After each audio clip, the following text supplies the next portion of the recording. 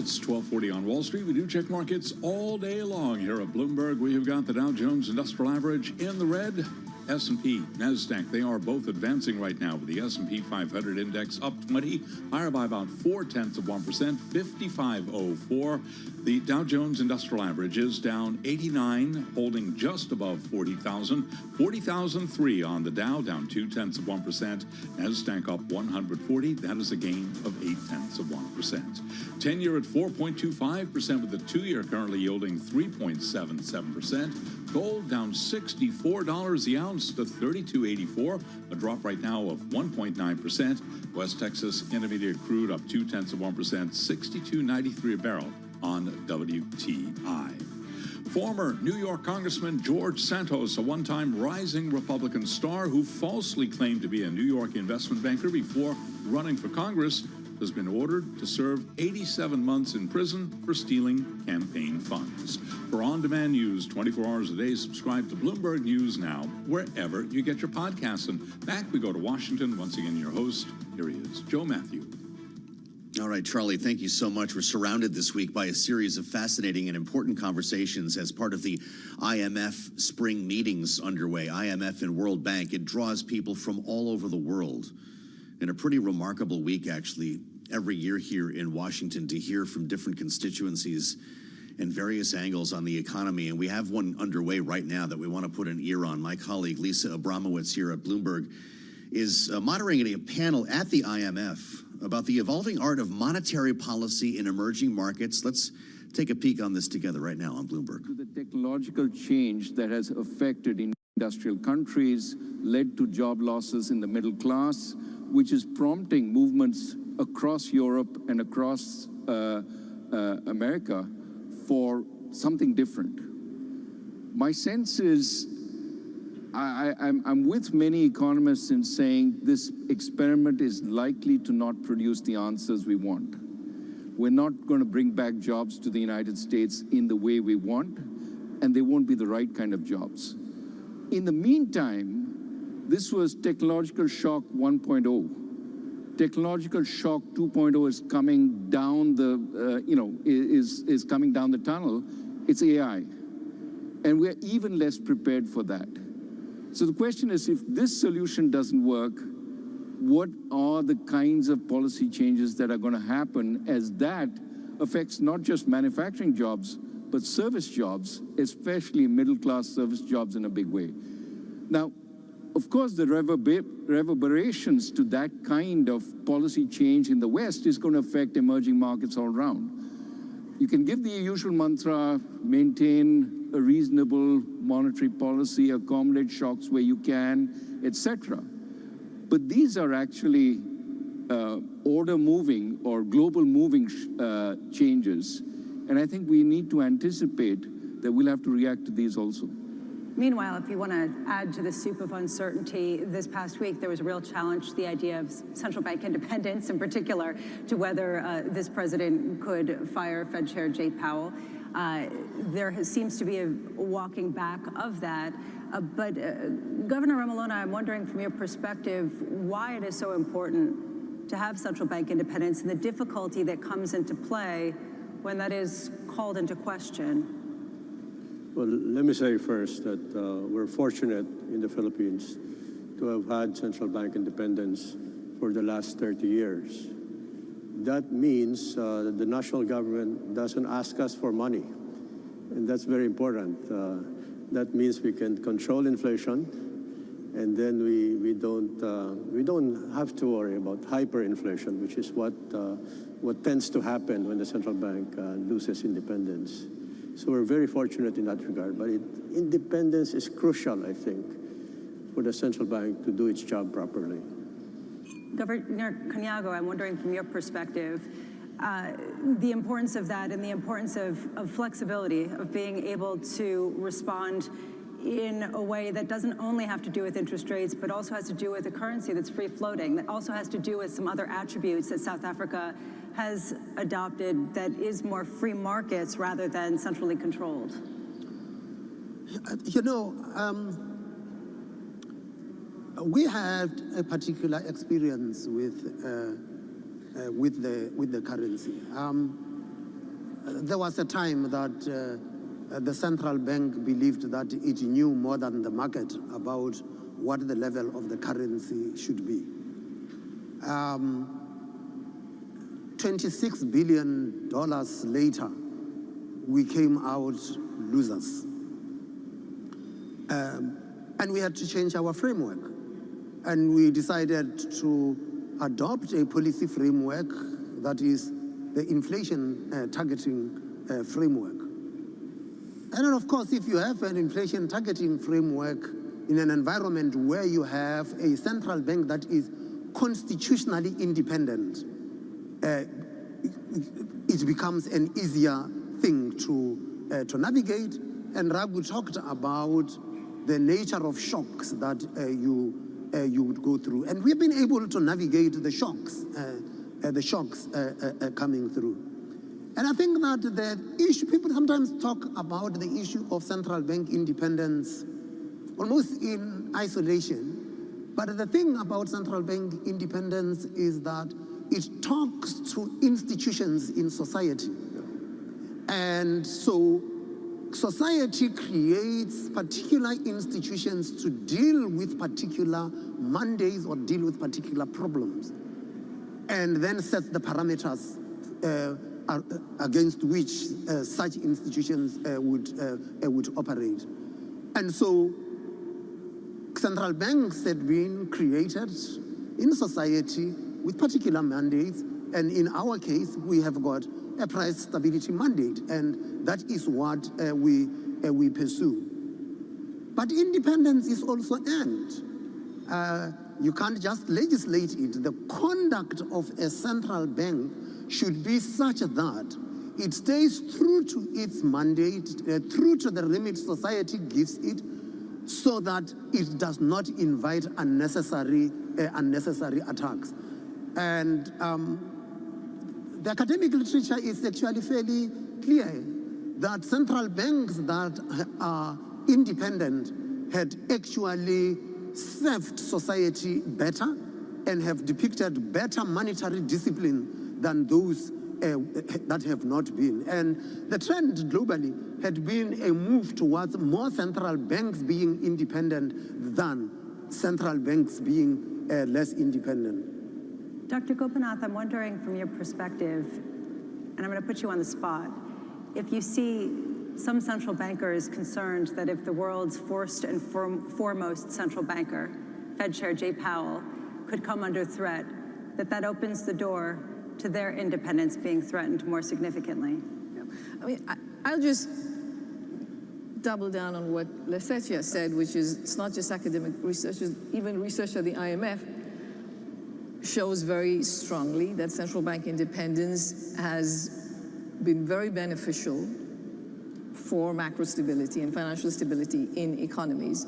And indeed, more and more countries have moved towards that for the reason that it delivers these big benefits. One of the issues I do want to raise, and I know that Lesetia deals with it in South Africa, is if you look ahead and you think you're going to be in this world, which is unpredictable and shock-prone with a lot of different things happening, I think emerging markets central bankers are going to also have to pay attention to what's happening with capital flows coming in and out of their economies. And some things have changed there. So this is not a new issue. Central banks have always had to deal with it. But another development is if you look at the share of external financing that emerging markets depend on, that comes from non-bank financial institutions, including pension funds, investment funds, and hedge funds, that has grown to about 40%. That's the number right now. And what that means is that those kinds of capital flows are very sensitive to the global financial cycle. And they generate a lot of volatility and can create problems with monetary policy transmission in your economy, including through the impact on the exchange rate. Right? So I'd love to hear Lesetia's view, because I know he deals with these issues in terms of how do emerging market central bankers deal with these new kinds of volatility that they have to face with. The second point that I will make is I mean, kudos to emerging markets. They've actually demonstrated a lot of resilience after some pretty tough knocks, including the pandemic, including the energy crisis that we saw. And if we have to take a lesson away from it, the reason that they had that resilience was they built up good, solid monetary policy frameworks. The inflation targeting regime, maintaining that credibility and the commitment to it in an uncertain environment will firstly require also proper communication, which I think can become a challenge in this environment. I'm curious to know how Raghu thinks about this. How do you communicate as a central banker in an emerging market? Because on one hand, you're still in the process, several are still in the process of building credibility, and talking too much can create a lot of confusion and not really help. But on the other hand, when you're in this environment when when there's so much uncertainty, how do you convey that you are sticking to your mandate and you are sticking to the goals of monetary policy? So focusing on sound communication, on committing to inflation targeting, on anchoring long-term inflation expectations, that's going to be very critical. And I'd love to hear some responses to some of the questions I asked. Well, just on the independence, I think no set of laws can protect a central bank when society turns against it. I think this is Lesseche's point. Your independence comes from the constituencies who believe you perform a vital function. And it need not be the head of state, but it can be bond market players, it can be banks, it can be the broader public, which likes a regime of low inflation, and you've convinced them that you're central to that aspect. So I think to Geeta's last point, part of your communication is to indicate that this is an important function. And you're trying to go beyond the set of analysts who follow you very carefully to the broader public and say, look, we are providing a function which is important. There is a reason we just don't reduce interest rates, because it can affect you in so many ways through the currency, through longer-term inflation, etc. That communication has to be handled very carefully, because if you communicate too much, it's not just you confuse. Politicians get angry. Why are you interacting with their constituency? You're unelected. How come you can do this? If you communicate too little, you haven't built up the support, which you absolutely need against the forces who want to go in the other direction. But to build on what Geeta's talking about, there is this feeling that maybe there needs to be more of a scenario analysis approach rather than just saying, you know, this is our target, this is what we're heading toward. I mean, I guess that, Governor Kanyako, from your perspective, do you see that kind of approach, that there needs to be more scenario analysis, there needs to be more of an intellectual explanation for what goes behind the calculus? I think that Raghu built an important point here about the communication. For me, there are two things here. One is to communicate what the role of the central bank is. What is the mandate of the central bank? And the other is communicating what happens if you cannot meet the expectations of society. How do you explain yourself to society about why you have not been able to meet their expectations? And that are two important pillars of communication. But I think that central bankers also need to understand that talking to themselves is not going to win the credibility in society.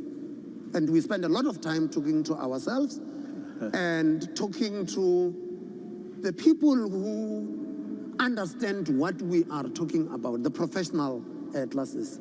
And the best defense for us is actually our ability to communicate with society. And that means that you have got to be able to layer the communication without confusing the message.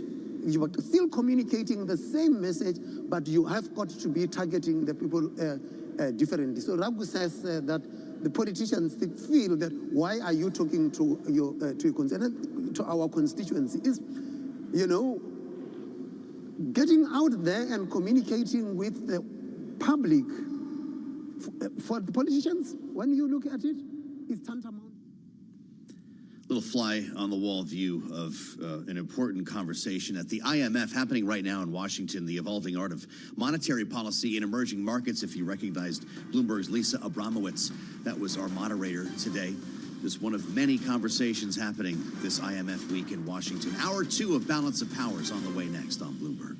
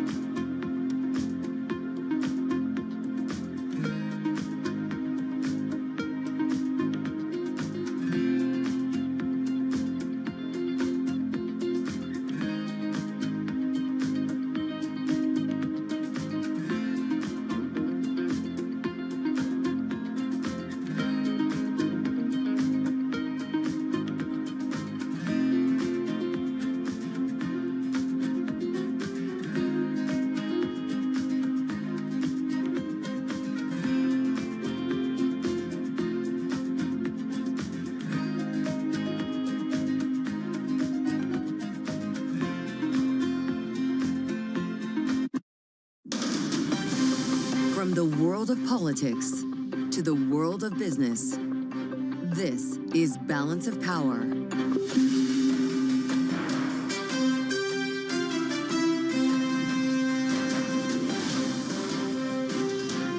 Live from Washington, D.C.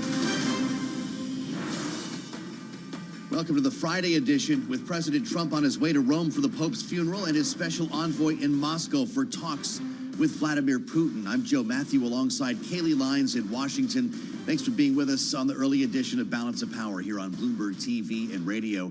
Come a long way this week, Kaylee. The sentiment certainly seems to have changed in the markets, but despite everything we feel like has happened, not that much with regard to tariffs or the economy has actually changed. Well, that's absolutely true, including still a lack of clarity as to whether or not the U.S. and China are actually talking about a trade deal. Right. As a new Time magazine interview that, of course, the interview happened days ago, but the full piece was released today, has President Trump suggesting that there are conversations happening with China, that Xi Jinping has called him, but a total lack of specifics, and of course, still China saying that no such talks have begun. Yeah, he actually got into this briefly on his way out of the White House, on his way to Rome with the First Lady in tow, by the way, and did speak to this. We'll have an update from the White House, Tyler Kendall, with the latest on Donald Trump's rhetoric. He's barely going to be in Rome for enough time to get through this service. A 4 a.m. funeral tomorrow, and he'll be back on the jet as soon as it's done, it looks like. Yep, heading to New Jersey for the weekend, I believe. It's going to be a very quick trip, which may not leave that much time for meetings that other world leaders were hoping might be able to happen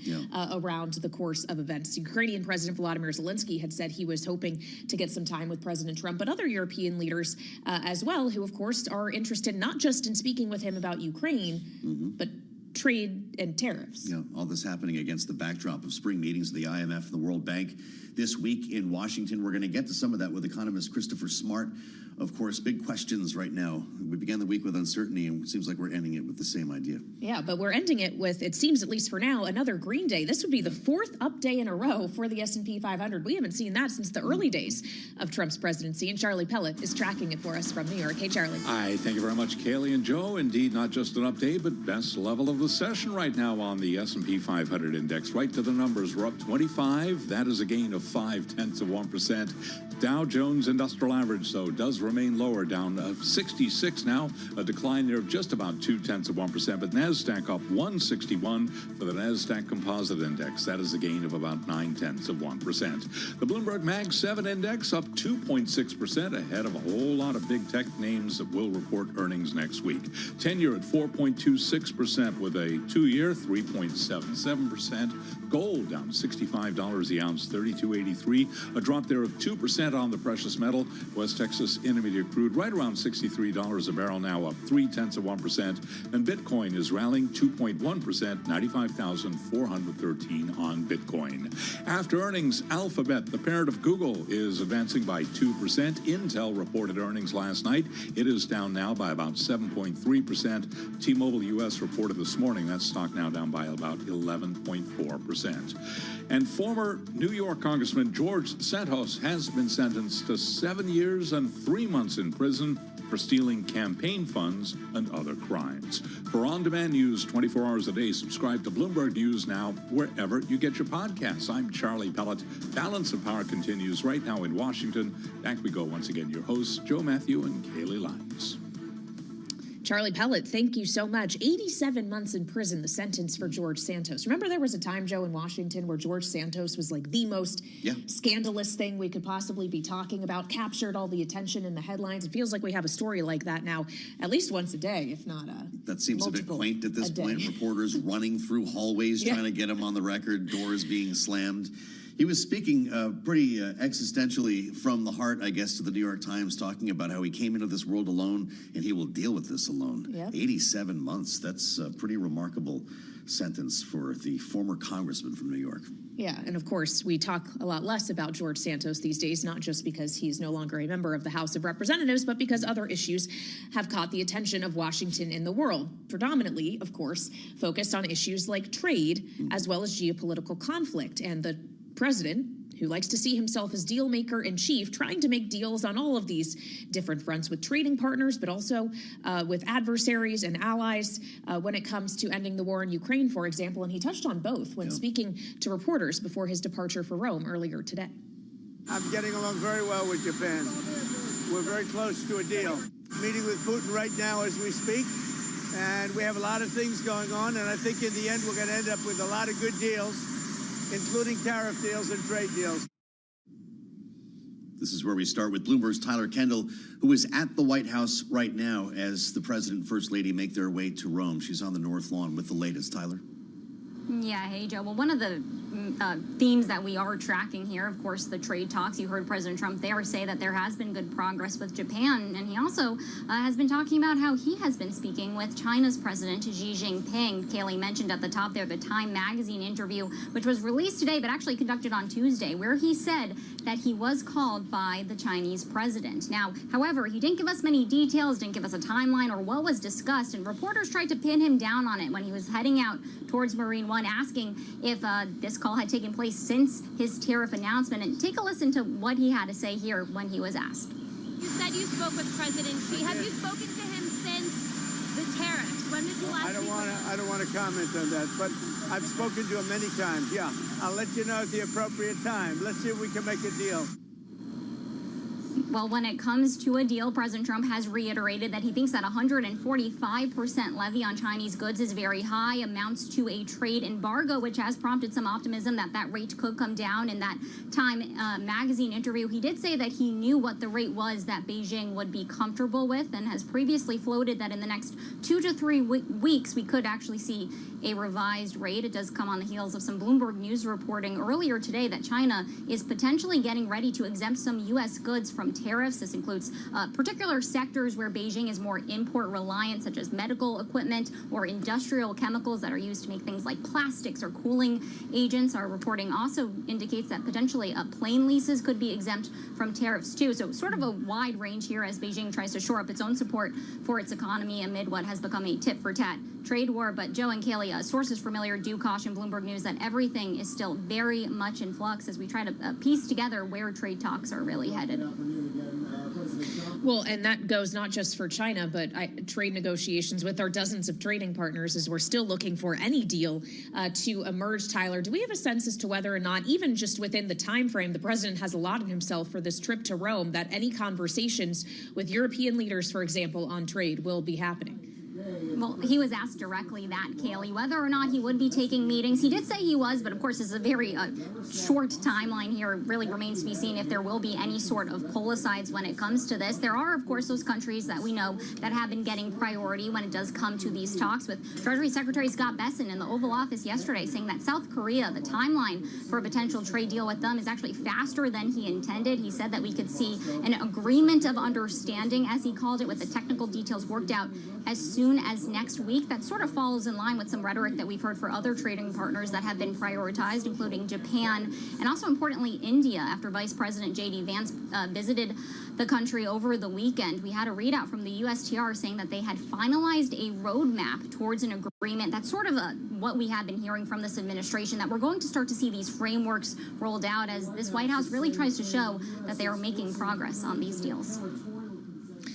All right, with the 100-day mark looming next week, Bloomberg's Tyler Kendall live at the White House for us here on Bloomberg TV and radio. Thank you so much. And it does sound, Joe, that for all of the optimism that markets seem to have found, or at the very least the sigh of relief they seem to be breathing this week, that so far we haven't gotten much more material than maybe a softening of rhetoric on the margins, and also agreements to eventually agree to something, but not actually those final inked deals. Far from. This kind of goes back to Tuesday. We're still trading off of the de-escalate remark in a way from Scott Bessent, which was behind closed doors. And I know that the president has suggested maybe a drive to be more kind in negotiations with China, but it is interesting to see a bid under the market here with very little fact to base it on. Maybe there's some bottom feeding going on. We'll know more about this after it happens. Yeah, well, and we'll hopefully know more about it after speaking to Christopher Smart about it. He's with us here in our Washington, D.C. studio, managing partner at Arbroath Group and former special assistant to the president in international economics during the Obama administration, here with us on Balance of Power. Good to see you. Thank you for coming in. I wonder,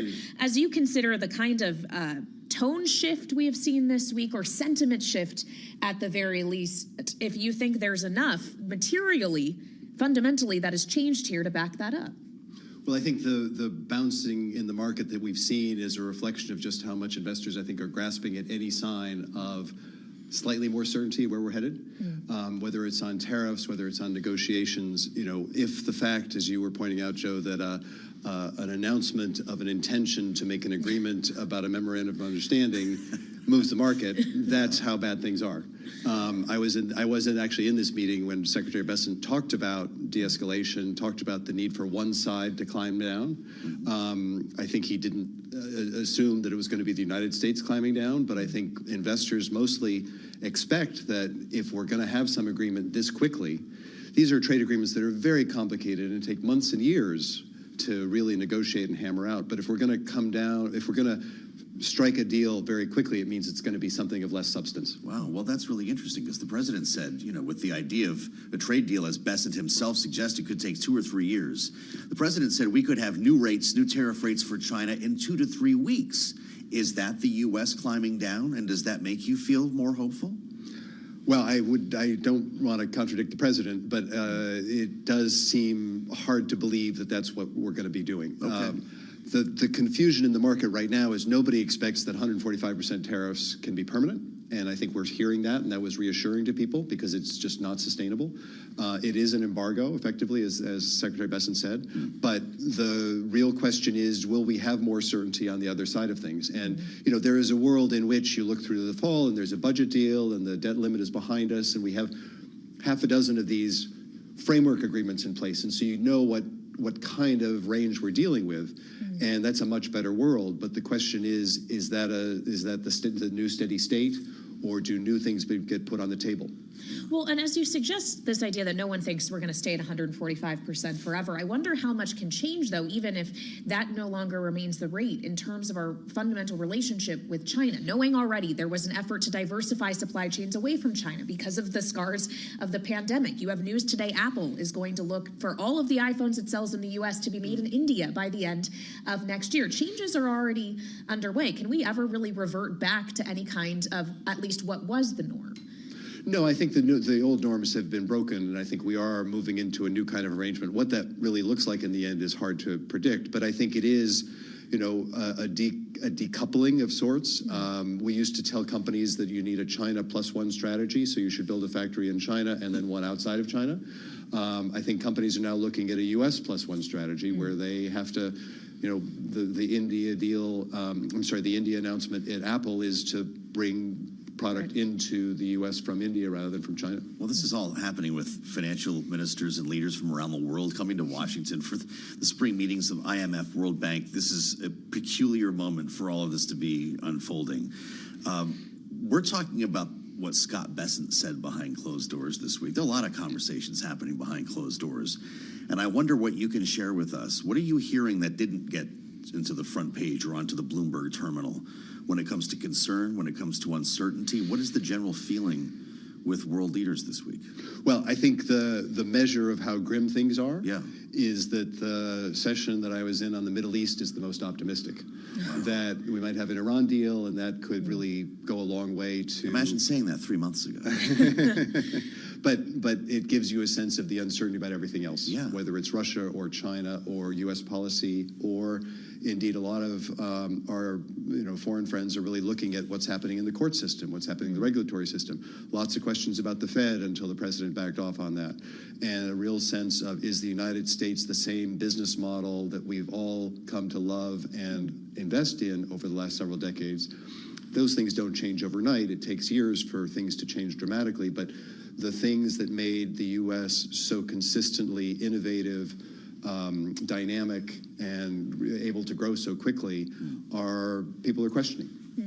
I'm glad you raised the Fed, too, because as we consider what changed this week, we did start the week not knowing if the president intended to fire the Fed chair, and then he said he had no intention, never had any intention of that, so maybe clarity on that issue, at least for now, Christopher. But he still maintains, even if he's not going to try to oust Powell, that he thinks Powell needs to move now, that he risks being too late. And I wonder, with the economic picture you are seeing, if you think there might actually be some merit in that argument, that monetary policy simply isn't going to be able to react quickly enough to whatever it is we're heading into. Well, I think my view, and I think the view of a lot of investors that I talk to, is that the best thing you can do right now is to sit tight. You probably want to, you certainly don't want to think about raising rates right now, but you want to know where that level, where that steady state is going to settle. I mean, if you could sort of start knowing where tariffs will be and start modeling that and sort of thinking through where that will feed through to either inflation or slowing growth, that's one thing to do, but you don't know where that's going to settle, and the president isn't helping things, unfortunately. Would it do damage to the Fed's image if we did get a cut right now? I think it would. What if Jay Powell said, okay, 25 basis points, stop calling? What would be the market reaction? I think it would probably be positive for a day and a half, but overall and negative. Then who do you trust? I think it starts to undermine the Fed's credibility because, you know, we've had the Fed, it's been remarkable through all of our political discord. I don't think anybody credibly attacks the Fed for being politically motivated one way or the other over the last several years. The unfortunate thing right now is whoever is nominated to replace Jay Powell next year is going to come with a sort of a shadow of suspicion of what kind of a deal did they strike to get the job. If not a shadow chair, which we've talked about before. Indeed. Yeah, that's certainly an idea that has been floated at this table by the now Treasury Secretary, Scott Bessent, actually, of all people. To this notion of credibility, though, it's one thing to consider the Fed's credibility. It's another thing to consider just the credibility of the United States. We have a new story out on the terminal today looking at the dollar. Could be the worst first 100 days the dollar has seen since the Nixon administration. We all have been paying attention to what's been happening in the bond market. And we haven't even really started the debt ceiling fight yet, Christopher, which we have to look forward to in the next few months. Do you see a serious risk of an undermining of the creditworthiness of the United States, or the view of creditworthiness, of full faith and credit? Well, as you know, creditworthiness is incremental, and there are shades of gray. I don't think things are, I don't think things are about to fall apart. I think the dollar is still the world's reserve currency for a long time, given the lack of alternatives. But we clearly haven't done ourselves any good. And it is one of those things on the margin where I think investors start looking at the U.S. business model. They go back, portfolio managers are going back to meet with their investment committees over the next few months, and they're going to say, what's our exposure to the U.S.? 60%, 70%? Let's just take that down 5 or 10 for now. It's going to be a brave portfolio manager who goes to his credit committee and says, let's just double down on the U.S. because we think they've got something good going on right now. I wonder your thoughts in our remaining couple of minutes here on a series of unilateral deals emerging here. We're talking frameworks. Let's say they do emerge as deals. This seems to be a best case scenario for Wall Street right now, but it's a pretty darn confusing mess to consider how this White House could negotiate them all simultaneously and how they would all potentially argue with each other in the end. Do you worry about that patchwork being the final product here? I think it's a big worry right now.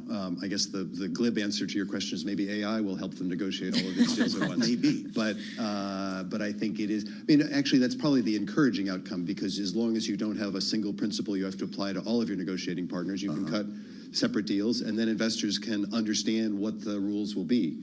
But it is certainly a different framework, and it's not the more integrated, freer flowing goods and financial flows. That's a rewriting of supply chains. That's a rewriting of supply chains, and it's a shifting of the system and the rules we've been used to since the end of the Cold War. Wow, remarkable. Christopher Smart on IMF Week with us here in Washington. It's a treat to have you with us. It's great to be with you. Here at the desk. I hope we can do this again sometime. Thanks very much. Behind the scenes in some pretty interesting conversations, including the one we just had here on Balance of Power. I'm Joe Matthew alongside Kaylee Lyons in Washington. We're just getting started. We have to assemble our panel next. Rick Davis and Jeannie Shanzano are with us on another busy day in Washington with their eyes on Rome. 4 a.m. for the papal funeral tomorrow, and the president looks like he's coming straight back. Yes, indeed. That is what's on the schedule. Of course, it'll be 4 a.m. for us. It will be later in Rome. Correct, a more appropriate time of the morning, but still only, I think, 8 hours after the president is scheduled to land in Europe. So it is a tight turnaround indeed. We'll have more ahead here on Bloomberg TV and radio.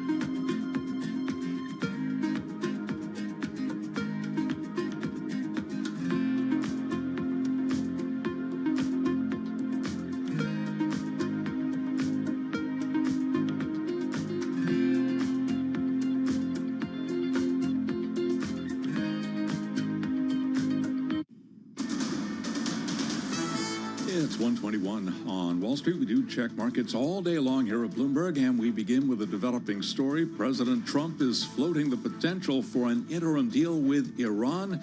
That word coming as he spoke with reporters aboard Air Force One. The Dow, the S&P, NASDAQ all advancing, key because the Dow back in the green now, up 16 points, little changed, but trading at 40,109 on the Dow Jones Industrial Average. S&P keeping it all in context, up 37 now, up by about 0.7%, and NASDAQ up 215 points for the NASDAQ Composite Index. That is a gain of 1.3%. The Bloomberg Mag 7 Index ahead of big tech earnings next week, up right now by 3%. Your 10-year, 4.26%. The 2-year, 3.77%. Spot gold down $61 the ounce, down 1.8%. And West Texas Intermediate crude up 0.3%, $62.98 for a barrel of WTI. Skechers shares are lower after the footwear company said it is not providing financial guidance. Skechers right now down by about 4%. From the UK, just getting word that Deliveroo confirms it has received an indicative proposal from DoorDash regarding a possible cash offer at a price of 180 pence per share. Wayne Angel, a former Federal Reserve Board of Governors member, has died at the age of 94, and former New York Congressman George Santos has been sentenced to 7 years and 3 months in prison for stealing campaign funds and other crimes. Again, recapping, the Dow, the S&P, NASDAQ all advancing. A Friday rally underway, on track for an up week right now on the S&P of more than 4%. S&P up 0.7%. Balance of power continues right now. Back we go to Washington once again. Your hosts, Joe Matthew and Kaylee Lyons. All right, Charlie Pellet in New York, checking on the markets for us as we end this week. Thank you so much. Of course, as we've mentioned, fourth up day in a row could actually turn out to be a pretty good week for risk assets, even in the face of still a lot of questions remaining on the fate of U.S. trade policy and of trade negotiations.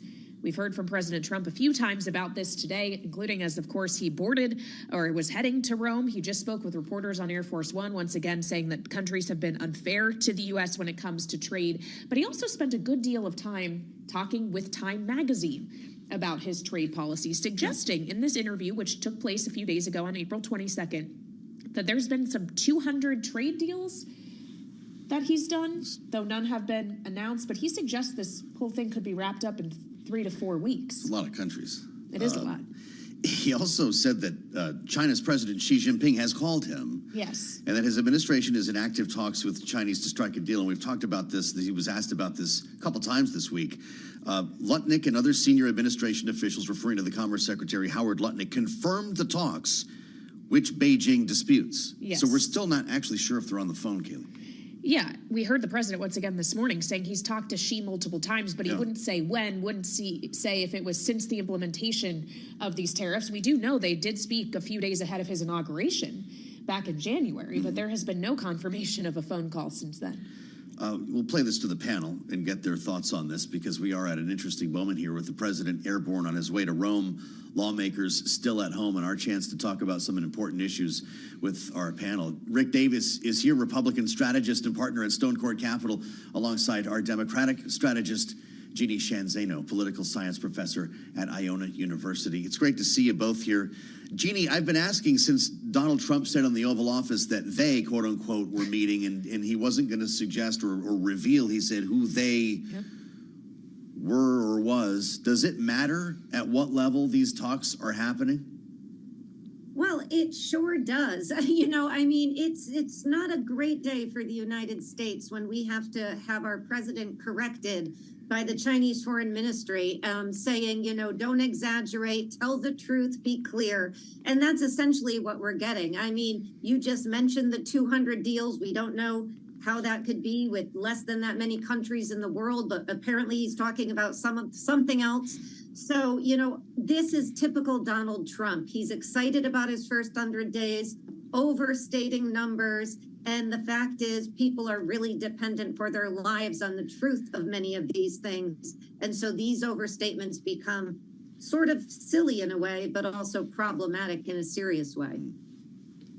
Well, and Rick, when we consider that China is openly contesting the suggestions by President Trump that negotiations are happening, putting it out there for the world to see, does that do anything to undermine the president's credibility, knowing that we often sometimes approach with skepticism certain characterizations he makes or statements that he makes?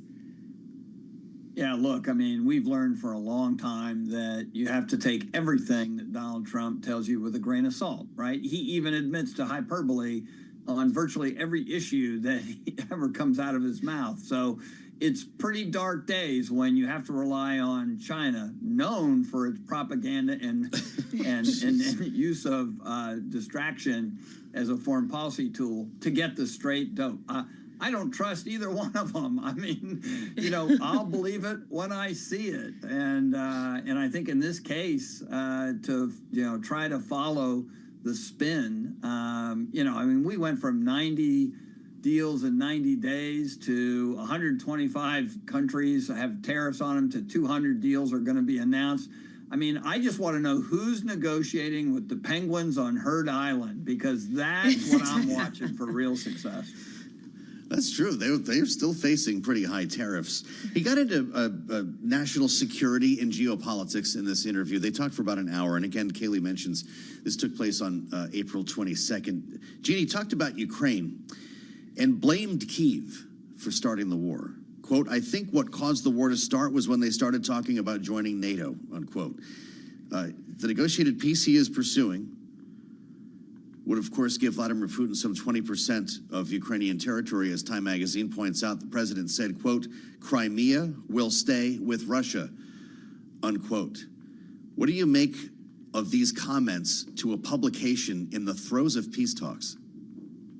Yeah, I mean, it's a sad moment for the United States and for democracy around the world that we have now a president in office. I give him credit, by the way, for trying to negotiate a deal, but not just that he's talking about it, but that he is blaming a sovereign country having been invaded. And you look at those horrific pictures from the last 72 hours of the absolute violence that Russia has, you know, over the air and on the ground in Kyiv, on, you know, in the heart of Europe.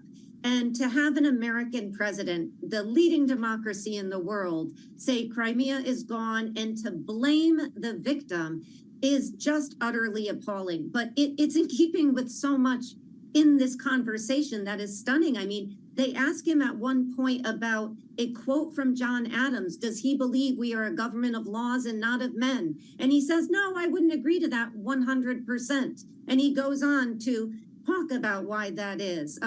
You know, this is the president we're dealing with, and he's hiding behind the fact that he ran on these things. But he is also, if you look at the polls, losing support on a lot of what he's pursuing here. Well, and when we consider the geopolitical part of this interview, Rick, when he was talking about a deal with Ukraine, the journalist questioned him on his repeated insistence on the campaign trail that he could end the war in a day. And he suggested in his answer that he was just exaggerating, that no one should have expected him to end the war in a day to get back to kind of what we were discussing about his rhetoric here. But is that also an admission that this particular negotiation with Steve Witkoff dispatched again to the Kremlin today to meet with Putin is much harder than he thought walking in? Yeah, look, I mean, I think Donald Trump, whether you think it's a superpower or a significant problem, simplifies every complicated world problem into the basic elements that he wants to talk about. And so from his perspective, why in the world would anybody want to continue killing each other with no apparent success on either side? So in his mind, you know, offer a deal that stops the killing, which he must have repeated 1,000 times on the campaign trail, and everyone's going to take that deal. It is a surprise to him, I have no doubt, that there are more intransient issues than life and death on the front lines of Ukraine and Russia at work here. I think he's found the same thing. We've kind of quit talking about it, but same thing that applies to peace in Gaza. He's made many statements along the campaign trail since president, how he was going to wrap that up in no time. Nobody's going to oppose his will. and it's only gotten worse there. He told Putin to stop attacks yesterday, and overnight we had more suicide drone attacks launched from Russia onto Ukraine. I mean, he needs to start to be concerned that by making these declarations to ordering heads of state around the world that somehow he's going to start losing credibility if they ignore him. And I think that is a concern for the prestige of the United States, our power abroad, and how foreign leaders will approach us in the future when we really do need to solve intractable problems. Well, yeah. Rick mentions Gaza, Jeannie. The president told Time magazine, Saudi Arabia will go into the Abraham Accords. That will happen. He went on to say something really interesting. Last time I was fighting for survival, he said. This time I'm fighting for the world. This is a man with a different motivation than in the first term, isn't it? A different purpose. Yeah, you know, I think actually his purpose is the same. I mean, this is somebody who believes in executive power. He is somebody who believes that he should have more of it constitutionally. And if not, he's going to do everything he can to take it. What I think has changed in this Donald Trump 2.0 is the people around him and the fact that they had 4 years to make these plans. You know, we're going to use an act from 1798. And we are going to take these steps. You know, just what happened with this judge in Wisconsin today is exemplary of where the administration is. And so that has changed. And I think the other thing that has changed is very much a story about the first branch of government that, for me, is very sad, which is the Republican Party and the first branch of government, more importantly, have said, we are not going to challenge this attempt to amass executive power. And so those things coupled together have given Donald Trump this runway to do what he's done in the first 100 days. I think it's going to get harder as we go on. And if I could say, I think one thing he gets credit for, which Democrats should learn from, is announcing he's going to talk to Jeffrey Goldberg from The Atlantic yesterday. You know, this is somebody who famously will talk to anybody at any time. He's got to come right over to Bloomberg and talk to you guys. And that is one thing Democrats should learn from. Talk to everybody, because he says, you know, I'll just try to change their mind. They're going to write about me. I'll go into the lion's den. And Democrats have to learn from that. It's one mark of what a good politician he is. But I don't think he's proven to be as good of a policymaker or a governor. Rick, we have less than a minute left here, but when asked about the expansion of executive power, the president repeatedly suggested in this interview he's just doing what he was elected to do. Is he necessarily wrong on that? Yeah, I think his point that he's just making good on these campaign promises is not wrong. He talked about most of the things that he's doing, and at the time we kept saying, "Wow, what a crazy idea that is." And yet here we are. Rick Davis and Jeannie Shanzano, our political panel, joining us throughout all of it as we approach the 100-day mark. And, of course, on this Friday. Thank you for joining us here on Balance of Power. And we'll dig more into the war in Ukraine and the efforts to end it next, right here on Bloomberg TV and Radio.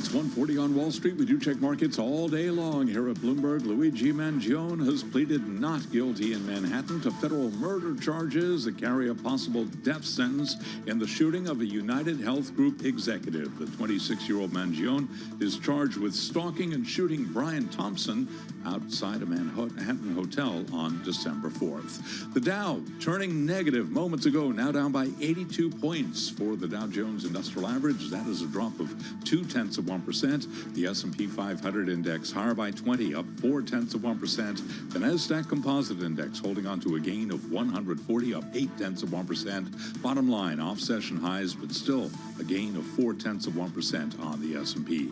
The 10-year 4.26% with the 2-year 3.76%. Gold is down $57 the ounce, down 1.7%. Spot gold right now $32.92 the ounce. And West Texas Intermediate crude up 0.4%, $63.01 for a barrel of WTI. Stocks higher for a fourth day, led by tech megacaps amid solid earnings and a more conciliatory tone in tariff negotiations. After earnings, T-Mobile US down now by 11.4%. A disappointment on the number of new subscribers. AT&T down by 3.1%, and Verizon, which reported earnings earlier in the week, down now by 2.7%. Recapping, S&P up 27, up 0.5. Balance of power continues right now. Back we go to Washington. Once again, your hosts, Joe Matthew and Kaylee Lyons. All right, Charlie, thank you so much. Watching Wall Street for us every day on Balance of Power, live from World Headquarters in New York. Charlie Pellet. We'll get back to Charlie again in a bit to see how stocks are faring, with headlines coming from Air Force One. President Trump is on his way to Rome right now for the papal funeral tomorrow, and just crossing the terminal with tariffs in mind. We've talked a lot this hour about tariffs and China. Kaylee, the president says he won't drop China tariffs unless they give us something, is the quote. Opening up China would be a big win, he says. Markets are adjusting to tariffs. So we're going to be talking with Mara Rudman about the standoff with China and other trading partners when it comes to tariffs, the impact on the economy and the markets. But it does seem like Wall Street is feeling a lot better about things today than they were on Monday. Well, and certainly Romaine Bostick knows that well, co-host of Bloomberg The Close, who happens to be here in Washington today and is joining us now in studio. Romaine, when the president says markets are adjusting to tariffs, is it an adjustment we have seen this week? Is that how you would characterize it? I'm not sure they're adjusting to tariffs, but they are adjusting to the messaging. And I mean, you talk about how this week has kind of been bookended, right? I mean, you had some relatively reassuring comments out of Scott Bessent down here in the IMF, IIF meetings. That seemed to actually soothe the market. The idea that maybe there is going to be a little bit more of a slow walk on some of this stuff and more accommodation for Wall Street and their concerns, for corporate America and their concerns. But then, of course, as you get towards the end of the week, you start to get additional comments like this. What is the relationship with China right now? What are negotiations like? You know, you get these comments from China basically saying, hey, we're not going to do anything until you show us more respect. So if you're a trader or even a long-term investor, do you adjust right now? Right. Well, that's the question, I suppose. I can't believe we got you to come back down here, wade into the swamp, by the way. This is a moment. It's going to be consequential. This is a moment. And, you know, and I hear Congress is back next week, too. That's true. And that's going to be big. You're going to get out of here just in time. Because that's supposed to be the good part for the markets, as you and Kaylee know. Well, yeah, exactly. The budget, the think tax about that, though. What you just said, the connection, the influence that Washington is having on Wall Street, it's not isolated to the tariff conversation. We're going to get actually into deeper waters with reconciliation and the debt ceiling. Yeah. What's the market? Do we could then retrace our lows and freak out all over again? So I spoke with the analysts yesterday. So right now they're kind of looking towards late May, saying that, look, if we get to Memorial Day and we start to either see a deal in Congress or at least enough progress towards a deal, that could be a big upside catalyst for the market. Yeah. Conversely, if we don't see evidence of that, he's saying that that could be the pillar, because you have a market right now long term that is betting that all of the short-term pain that we've seen over the last few months, that can maybe be remedied if we do get more pro-growth, pro-business, tax-friendly policies out of the White House and Congress over the next few months. The question I continually have about that, though, is if largely most of this policy is going to be an extension of existing policy, where is that stimulus supposed to kick in, Romy? I'm not sure, and I'm not sure there is economic stimulus, but if you pay attention to earnings, a lot of these companies have found ways to navigate so far, not necessarily on top-line revenue growth. If you look at analyst estimates, revenue growth for the S&P as a whole is basically going to be flat. But you are seeing strength on the bottom line, so a lot of cost cutting, productivity improvements, things like that. That might be the saving grace for corporate America, which then becomes a saving grace potentially for the markets, and maybe that feeds into the broader economy. It's been watching gold sync up a little bit with Bitcoin recently. When we talk to you, we tend to hit on these after the bell. I want you to share with our viewers and listeners, this is going to seem rote for you, but share with our viewers and listeners how you scope the market. What are the 6 things that you look at to find out the state that the market is in right now? Well, obviously everything going on in FX, so pay attention to the dollar, particularly the correlations with the Canadian, the Mexican, as well as the European currencies, particularly the Swiss franc. The other thing is the swaps market. It gets a little esoteric, but these are basically the traders who are out there determining where they think the next rate cuts will be, where they think the next the puck is going on the economy. They've been out ahead of this a lot. They've been right both to the upside and the downside over the last few months in a lot of these situations. So those are probably the 2 primary areas. The other thing, and I really stress this a lot, is pay attention to what these CEOs say over the next couple of weeks in corporate America. 180 companies reporting next week, and it's the biggies, you know, the Amazons, Microsofts, GMs of the world. What happened last quarter is irrelevant, but what they say about the quarters going forward, or if they say anything at all, you might find more insight from that than you do the actual hard data. Well, yeah, we're always watching those earnings calls, especially for tech companies that the president says, Romaine, he's willing to be flexible with. He's talking to Tim Cook whenever he's asked about exemptions. It's a suggestion that he's going to take that under consideration. Could we see actual light shed on that, not from the White House, but on the corporate side? Possibly. And look, there has been some pretty good reporting from Bloomberg, from the Financial Times, and the Wall Street Journal about some of the CEOs that have apparently gotten Trump's ear. There was a lot of talk about the retail CEOs going to Trump earlier this week and making it clear that they were going to be hurt. And you're hearing other industries do that as well. Fascinating. Romaine Bostic in the flesh. Guys. This is nice. I think it's the first time I've been here. Is that true? Really? All right. Yeah. I mean, do I get to keep this? Is this like a souvenir? Yeah, that's just a prop, by the way. Every guest gets to take the microphone with them. Maybe we'll see you on the late edition of Balance of Power. The great Romaine Bostic in the nation's capital. We've seen it all this week on IMF Week. You never know who's going to show up around here, including Mara Rudman. We want to get into not only the debate over tariffs, the geopolitical debate here in Washington right now as well, when it comes to peace in Ukraine. Steve Witkoff sat down. It was apparently a 3-hour meeting this time with Vladimir Putin. I think they had 6 hours the first time around. Almost nobody else was in the room. So it's very difficult to have a sense of where we are in this process. We did hear, though, from President Trump in the Oval yesterday about communications with Russia. Listen. Putting a lot of pressure. You don't know what pressure I'm putting on Russia. They're dealing. You have no idea what pressure I'm putting on Russia. We're putting a lot of pressure. Can you maybe tell us that? We're putting a lot of pressure on Russia, and Russia knows that, and some people that are close to it know, or he wouldn't be talking. That's where we start our conversation with the aforementioned Mara Rudman. Professor at the University of Virginia's Miller Center, former U.S. diplomat. Mara, I want to start with the meeting today and Steve Witkoff making a return appearance in Moscow, sitting down with Vladimir Putin behind closed doors, and no one else representing the United States aside from an aide from what we could see in the video. Here you go. If you're with us on Bloomberg TV or on YouTube, you see him walking into the room, shaking hands with Vladimir Putin, and they sit down at this massive white table without many people around that table. They're getting to know themselves, each other on a personal level here, Mara. What does it mean for the path for peace?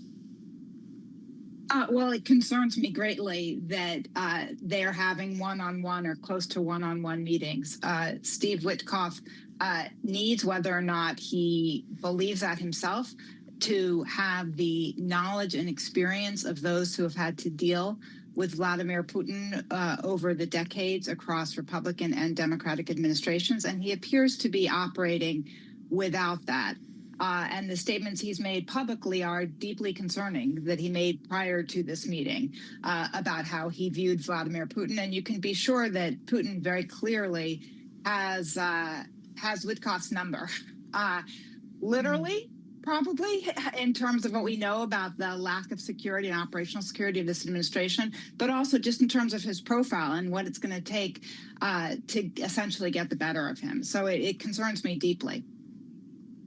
Well, Bloomberg reported yesterday, Mara, that part of what Witkoff was going to present to Putin today were things that the U.S. would like Russia to agree to in a deal, including accepting Ukraine have its own military and defense industry. But Kurt Volker, who worked on Ukraine negotiations during the first Trump administration, was with us on Balance of Power last night, and he said the suggestion that this is a concession from Russia, which is the invading country here, is a mischaracterization of it, that no such concessions can really exist. And I wonder if you think about that in the same way, or do you think the U.S. is asking Russia to swallow something that it might not be willing to otherwise if it wasn't the Trump administration negotiating?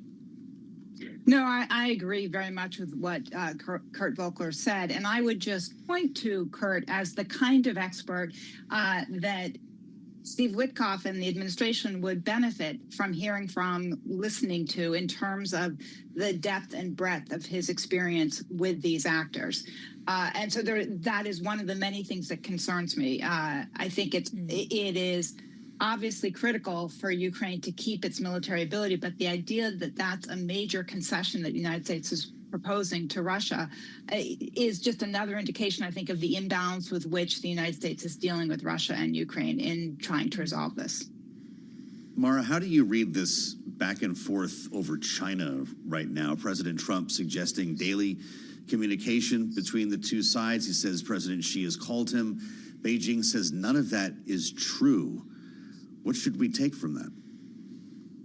I think we can take that neither actor who's making these proclamations would be the place I'd go to for truth-telling at any point. So it's tough to know or understand what discussions have actually occurred.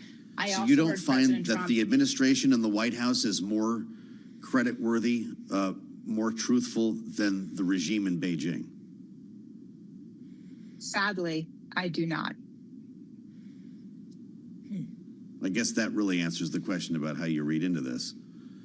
Do you think that there will be a meeting between President Trump and Xi? I would not be surprised if there was. And I also don't know if there have been conversations between them or not.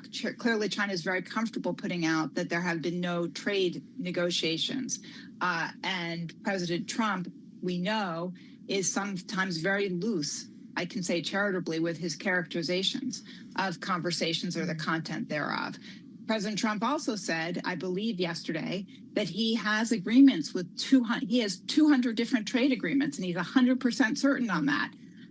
And that's a somewhat baffling statement to make, given that I believe there are 90 sets of negotiations ongoing or contemplated at this point. So reliability of information is a huge challenge right now on extraordinarily sensitive issues that go to our economic and national security. Well, I'd like to ask you about another one of those sensitive issues or areas, because the president was just speaking with reporters on Air Force One, Mara, and answered some questions about Iran specifically. He said the Iran situation is coming out very well, that he'd rather have a deal with Iran than the alternative. And he says the deal is very simple. They can't have a nuclear weapon. Are you optimistic that there can be an actual deal inked with Iran? And how close could it look to the original deal from the Obama administration? Yeah. So President Trump has a history of denigrating agreements and then making new agreements that very much resemble them. See NAFTA and then the subsequent agreement with Canada and Mexico, and the JCPOA agreement between Iran and Europeans and the United States would be another example of that. I will say here, I think there are several avenues that point to potential promising outcomes in terms of these negotiations. And by promising outcomes, I mean getting a better handle again on Iran's nuclear activity and forestalling military action against Iran. I think that's what the Saudis want. That's what other key players in the region with whom President Trump is working closely are looking toward. And I think the question will be, again, the skill of the negotiators on both sides. And here again, I'm concerned about the leading role that Steve Witkoff has. We've only got a minute left, Mara. 50 heads of state will gather in Rome in the next 24 hours for the Pope's funeral. President Trump will be there. He and the First Lady will essentially be leaving as soon as it's done, which means likely no meeting with President Zelensky. Is that a missed opportunity? I think there are several, there are so many opportunities that have been missed by President Trump. I will say that I think it's important in terms of him going to the funeral of the Pope to honor the memory of Pope Francis and to focus on that. So I'm a little concerned about the amount that he has been talking about opportunities for various side meetings because it's a solemn moment and it's an important moment to honor the memory of a man who really has had a tremendous impact and has a tremendous legacy for the world to respect. Indeed. Mara Rudman, thanks for joining us. Professor at the University of Virginia's Miller Center, also former U.S. diplomat herself, here with us on Balance of Power. And we'll be back for more in the late edition this evening at 5 p.m. Eastern Time. So we'll see you then, right here on Bloomberg TV and Radio.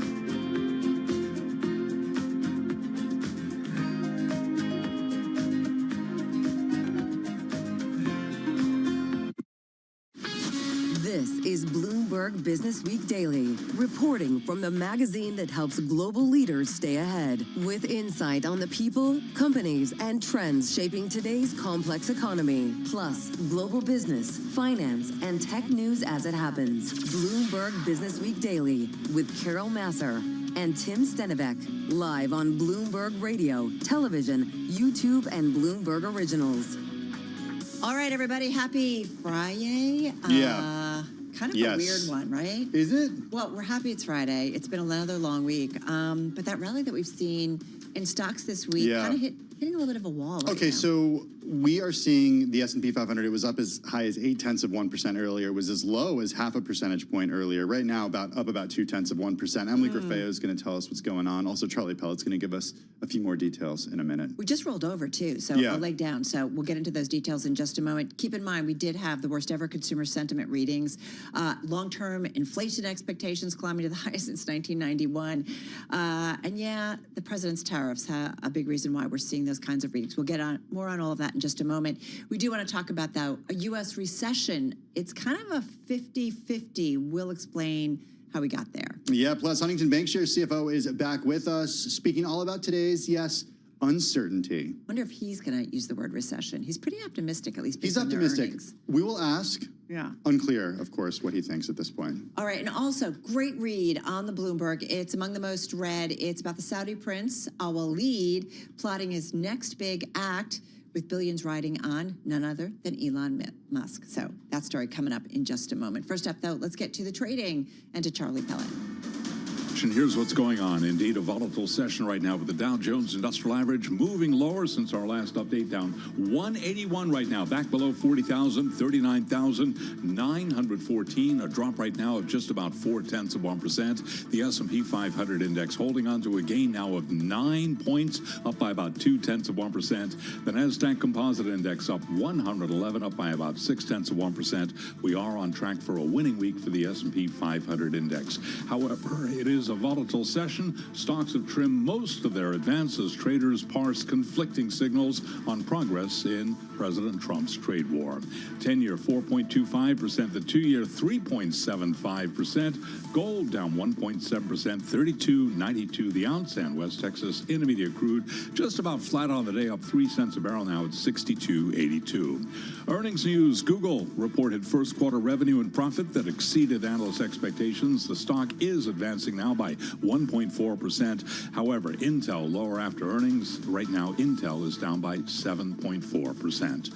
For on-demand news 24 hours a day, subscribe to Bloomberg News Now wherever you get your podcasts. I'm Charlie Pellet, and that is a Bloomberg Business Flash. Thank you so much, Charlie Pellet. Well, woohoo, if you're a bear and haven't been scrambling to cover your shorts, the S&P 500 on track for the longest winning streak since January. Not so great, though, for the U.S. dollar, which is poised for its worst showing in the first 100 days of a U.S. president since Richard Nixon. So everything's awesome, right, Tim? Is it? That's the question. So with more on today's trade, with us is Bloomberg News cross-asset reporter Emily Grafeo. She's here in the studio. We wanted to go cross-asset, Emily. That's why we got you here. How would you explain the run-up in stocks that we've seen? Because as Carol reminds us over and over again, nothing has actually changed when it comes to the trade war.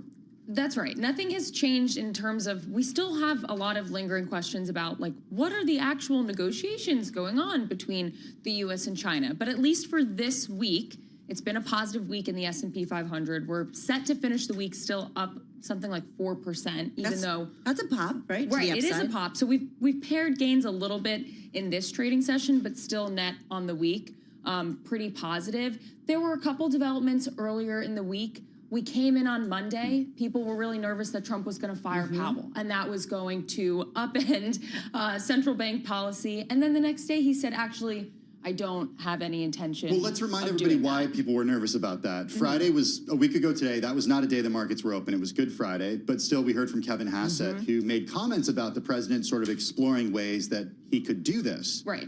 There was a lot of fear over the weekend and into Monday. Yeah, I mean, Trump has been saying for a while that he wants Powell to lower interest rates quickly. I think it's hard for traders to kind of understand, what is actually a legitimate policy change that we're going to see. What's tradable, right? Right. Exactly. What is tradable here, at least for this week after Trump made those comments that he has no intention to fire Powell. We did see a leg higher in the stock market. But I was talking to a trader earlier this morning who said, like, for long-term investors, it's kind of hard to take a position here, but at least for the traders, there is some momentum. So he was riding the momentum higher. It was an interesting week. I feel like you and I talk about this. Like, here we have some big earnings, Intel, Alphabet, a few others. We're going to have another big week next week, but it's almost like, we do it, and then we move on and we go back to the trade story. So I was tariff story. Yeah, I was talking to Scott Bauer from Prosper Trading Academy, and that's what he said as well. That we have all these earnings, but they're taking a back seat to the macro. Another interesting thing that at least came on my desk this morning, Torsten Slok flagging trade between China and the U.S. collapsing. So he was looking at shipping data. Yeah. And this is something we've started to see people bring up on Twitter. But I mean, Torsten's from Apollo. He just noted that the container ship count, so ships departing from China to the U.S. has dropped. So what kind of signal do we glean here? We talked about this yesterday, right? Yeah, and I keep bringing up, I go back to Ryan Peterson, he's the CEO of Flexport, and he writes a lot of tweets about this. He posts on X. I encourage everybody to follow him. He's been on our air before. And this is also maybe what we heard a little bit about in the wake of the meeting earlier this week when the big box retailers were at the White House, the warnings that they reportedly gave the president about, hey, we could see some empty shelves here, a la what happened 5 years ago during the COVID crisis. If that happens, that sends a signal to consumers that, hey, something is really disruptive here. And I don't know what type of appetite the U.S. consumer has for that. That's right. There could also be a little bit, though, of potentially, China saying, well, everyone hold the ships in the port so that then traders and, economists get a signal that trade is slowing down. Wait, are and you then saying the that US could be a negotiating factor here? Potentially. Okay, I like I'm not it. in the room with these as part of these discussions, but there could be a little bit of that going on. I mean, all in all, there's just still a lot of uncertainty. One last question. How broad-based has been the rally in terms of a lot of groups enjoying some moves up this week, and how much, I know we talked a little bit, I think, with Eric Weiner about how much might be short covering as people were kind of negative, still are, I think. Yeah. If you look at Goldman Sachs' most shorted stocks, it's actually lower today, but ARK, a lot of the very speculative parts of the market, Bitcoin higher, ARK Innovation ETF is higher. Sometimes that's a signal of short covering. All right, good stuff. Thank you so much. Getting us going at this 2 p.m. hour. Emily Grafeo, thank you so much. Cross-asset reporter at Bloomberg News, joining us here in studio. Hey, now to the ominous tone when it comes to the macro, as U.S. consumer sentiment slides to one of the lowest readings on record. And as economists anticipate President Trump's trade war makes a U.S. recession almost a coin flip. We head to Washington, D.C., and to Bloomberg's Michael McKee. He's a Bloomberg TV and radio international economics and policy correspondent. He's live in our D.C. bureau right now. Mike, you're wrapping up the meetings at the IMF. I want to get from you just the general consensus, the general tone, the vibes, for lack of a better term. But before that, I want to bring up the UMich data that we got earlier today and really what it told us. What was the signal there? Well, the signal is the same as it was with the preliminary numbers. These were a little bit better, but they basically say Americans don't think the economy is in good shape, and they're worried about where it's going from here. The question always is with these sentiment surveys is, do they translate that into action? Do they start pulling back? The inflation expectations numbers, certainly not good. A little bit better, by a basis point than they were in the preliminary, but they're still very high. And if Americans are worried about prices going up and they are worried about the economy, they might pull back on their spending. And then you've got a demand problem that slows the economy at a time when tariffs might be something of a shock on the supply side and push up inflation. And that's the nightmare scenario. So you can sort of game out bad news from this report if you want to go far enough. All right. So when do you just kind of speculate that it's going to turn into bad actions? I mean, is there a reading, Mike, that you say, okay, we're there. People are definitely holding back and it doesn't look good? Well, you'll have to look at the consumer spending numbers, both the retail sales numbers and, of course, the spending numbers that come at the end of the month. But there was a study done a couple of years ago by Danny Blanchflower. You know him well. He's an economics professor up at Dartmouth College that shows there is a strong correlation between big drops in consumer confidence and recessions. And I have been at the other end of his emails where he's been saying lately, I told you, and this is what's going to happen. So we shall see if that does indeed prove out. Okay, I promised we'd talk about the vibes down in Washington. You've been there the entire week. I'm sure the weather has been great, spring-like, nice in Washington right now. What about the vibes, though? What's the takeaway from the spring IMF meetings and really everyone that you've run into, everyone you've heard from? I think everybody just wants to get out of this town. The talk, as you say, no matter what comes up, it all ends up back on tariffs and what the U.S. role in the global economy is going to be going forward. And the problem for everybody, besides just the basics of tariffs are bad for economics, is that the uncertainty caused by the president's waffling around on tariffs and what they're going to be is really paralyzed everybody. Countries are trying to figure out how they can defend themselves and protect their economies from tariffs, but they don't know what the tariffs are actually going to be, what they'll be applied upon, when they'll be applied. So it's very hard for anyone to get a clear idea of where we go from here. And of course, we're all in this echo chamber where that's all that gets talked about. So I think people may be glad when this event is over. Well, that's interesting, too. Like, I do wonder when the echo chamber, like, we just kind of are in this vacuum. We're like, bad, bad, bad. Having said that, Bloomberg did their own survey of economists, and they basically are saying a couple of things. They say the U.S. economy is set to expand 1.4% this year, 1.5% next year. Not great, compared with 2% and 1.9% in the last month's poll. The median respondent now sees a 45% chance of a downturn in the next 12 months. That's up from 30% in March. You're the expert here. I know it's all just numbers. I know it's just a survey. But you go back a few months, we really weren't talking U.S. recession, and now it's part of the narrative. Yeah, I feel like we're playing Family Feud here. The survey reflects basically the feeling on Wall Street and among almost all economists that a recession is not necessarily likely, but the odds of it have gone up significantly. And a lot of it is going to depend on what consumers do.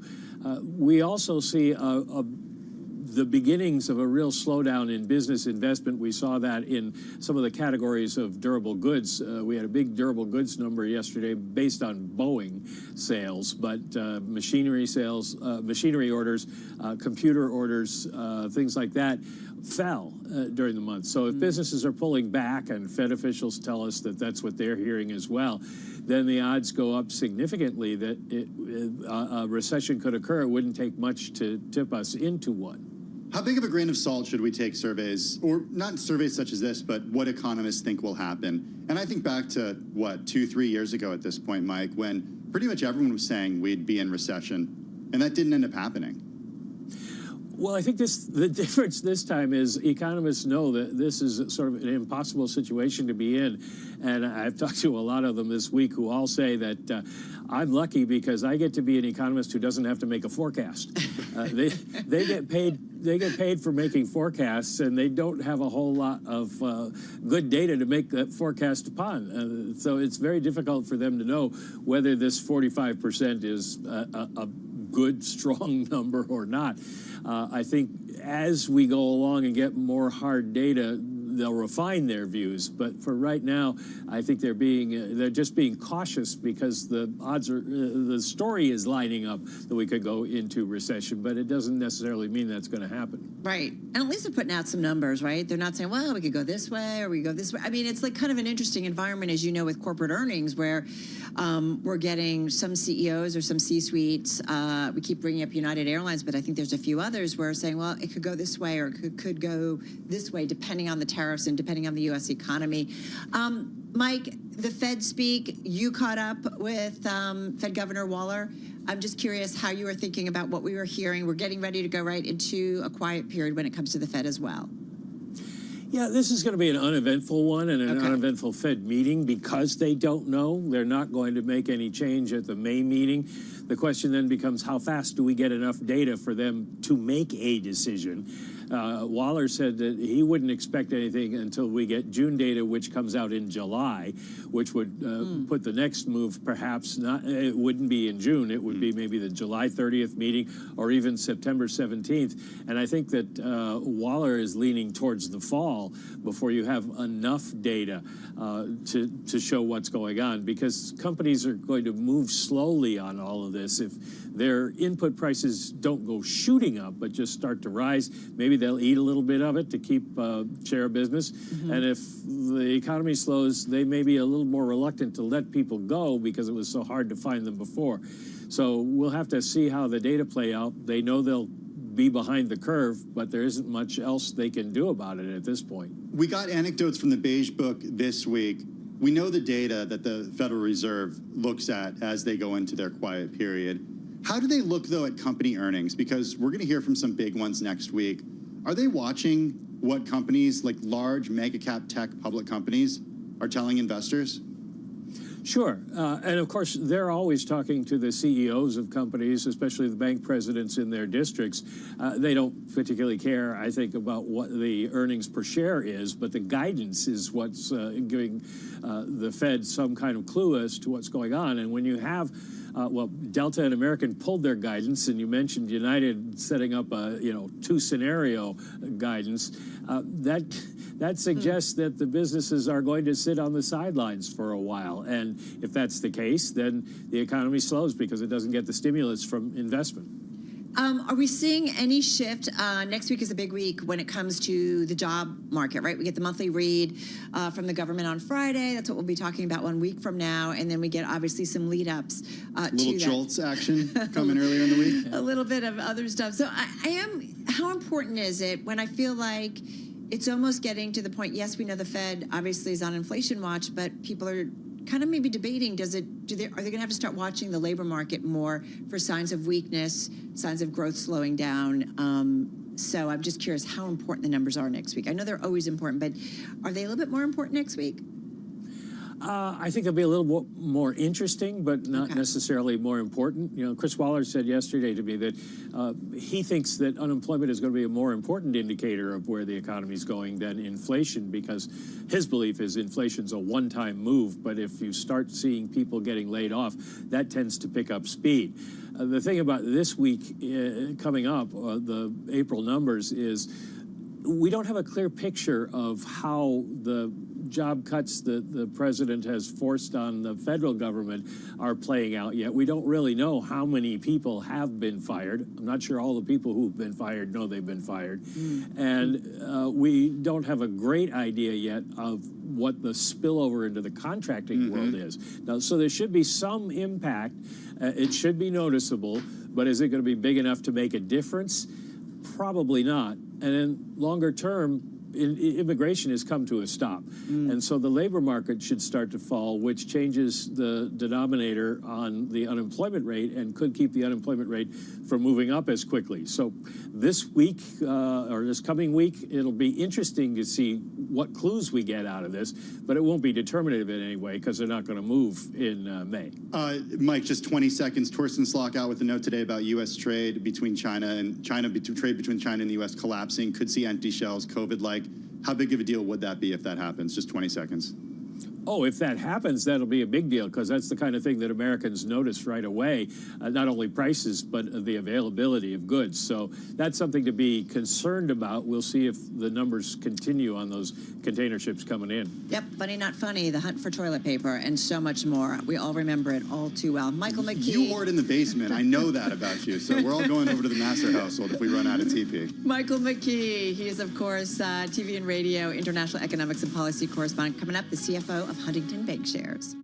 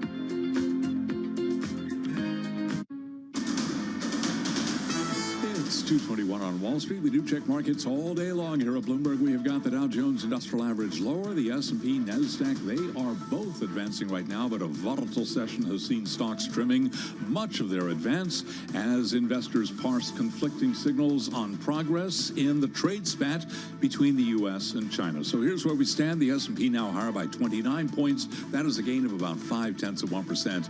Dow Jones Industrial Average in the red, lower by 44, down by about 0.1%. And NASDAQ up 171, a gain there of 1%. The 10-year yield 4.26% with a 2-year currently yielding 3.76%. Gold down $55 the ounce, now at $32.93, down 1.7%. West Texas Intermediate crude 63.09 a barrel, up 0.5%. And Bitcoin at 94,900, up by 1.6%. Apple is seeking to import most of the iPhones it sells in the U.S. from India by the end of next year, accelerating a shift beyond China to mitigate risks relating to tariffs and geopolitical tensions. Right now, we have got Apple shares climbing by about 0.2%. Keeping an eye on DoorDash, it is making a proposal to buy Deliveroo in the UK for $3.6 billion. Recapping, S&P 500 index up 31, up 0.6%. For on-demand news 24 hours a day, subscribe to Bloomberg News Now, wherever you get your podcasts. I'm Charlie Pellet. That is a Bloomberg Business Flash. All right, Charlie, thank you so much. Well, Huntington Bank shares reported earnings last week. Some analysts noting how the regional bank based in Ohio seemed to be more optimistic about growth than its peers. For the first quarter, the bank beat on earnings, net interest margin, and more. It also approved a $1 billion share buyback. The stock rallied 3% on that release, but the stock overall year to date is down about 11%. In our weekly check in on CFOs, Chief Financial Officers, back with us is Zach Wasserman. He's Senior Executive VP, CFO of Huntington Bank Shares. It is the holding company of the Consumer and Business Regional Bank, Huntington National Bank. It's got locations in a handful of states. We'd like to remind you, Ohio, Minnesota, North and South Carolina, and a few more. And Zach joining us from Columbus, Ohio. Also with us is Nina Trentman, Senior Editor at Bloomberg News, the author of the CFO Briefing newsletter, which you can get at bloomberg.com/CFO briefing. It comes out a new one every Sunday, and Zach is among those featured in the newsletter out on Sunday. Zach, Nina, welcome. Good to have you both. Zach, we want to get right to it. Great to have you here. I think we talked with you in about mid-March last go round, and that was before so-called Liberation Day. What's changed as a result of what we've got from the White House and the volatility and uncertainty that has followed? Yeah, well, it's terrific to be back with you, and certainly it's been an eventful first start of the second quarter here. But for us, it's continued business as usual for the most part. We had, as you noted, a really strong first quarter. It was, frankly, in my finance career, within the top 5 of any quarter I've ever been a part of. You know, revenues growing 10%, earnings per share up 20%, with really strong customer acquisition trends and great credit quality. So a lot of momentum actually carrying into the second quarter. You know, with that being said, one of the ways we characterized the sentiment right now on our earnings call was cautious optimism. You know, certainly more uncertainty today than was the case earlier in the year. With that being said, we're still seeing growth. You know, an indication of that is loan pipelines, our forward projection of likely loan closings, actually higher in the first 2 weeks of the second quarter here from the end of the first quarter. So still seeing that come through, notwithstanding a bit more uncertainty for sure. Given that you have a regional focus, what would you say is the biggest potential impact from tariff policy on your business? We talk about some of the bigger banks, and certainly you know, the issues around M&A and sort of a pause when it comes to IPOs that have been pulled. That affects their capital markets business, but that's not necessarily where you guys are playing. What are the biggest risks based on what's happening in Washington to your business? It's a great question. It's a great question, Tim. And I think, you know, for the most part, it is the uncertainty itself.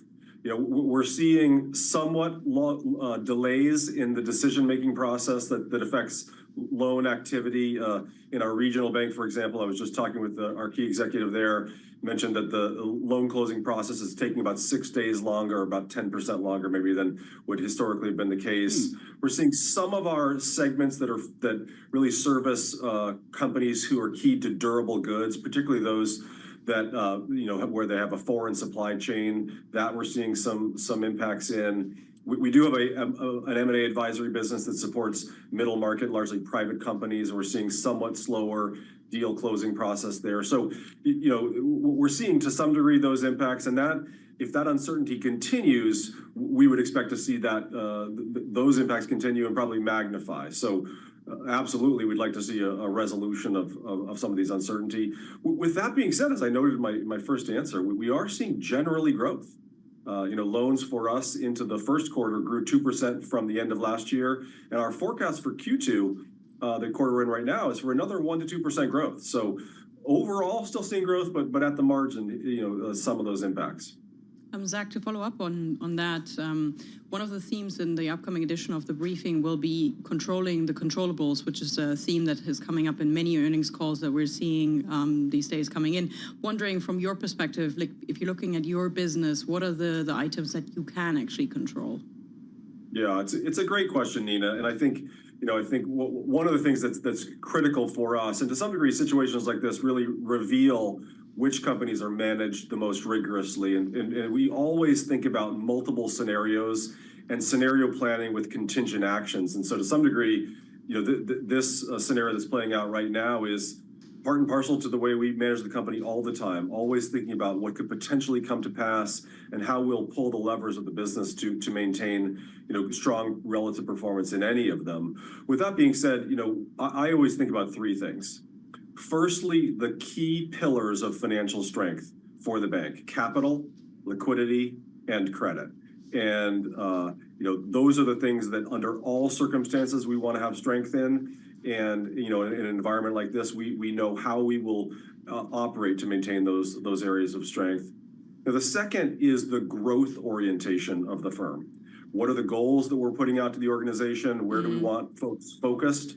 And what's the pace of our investments into key growth initiatives? And then the last thing is, how can we be consistent with our customer base? Fundamentally, one of the most important things for a bank is to be there for our customers through all cycles.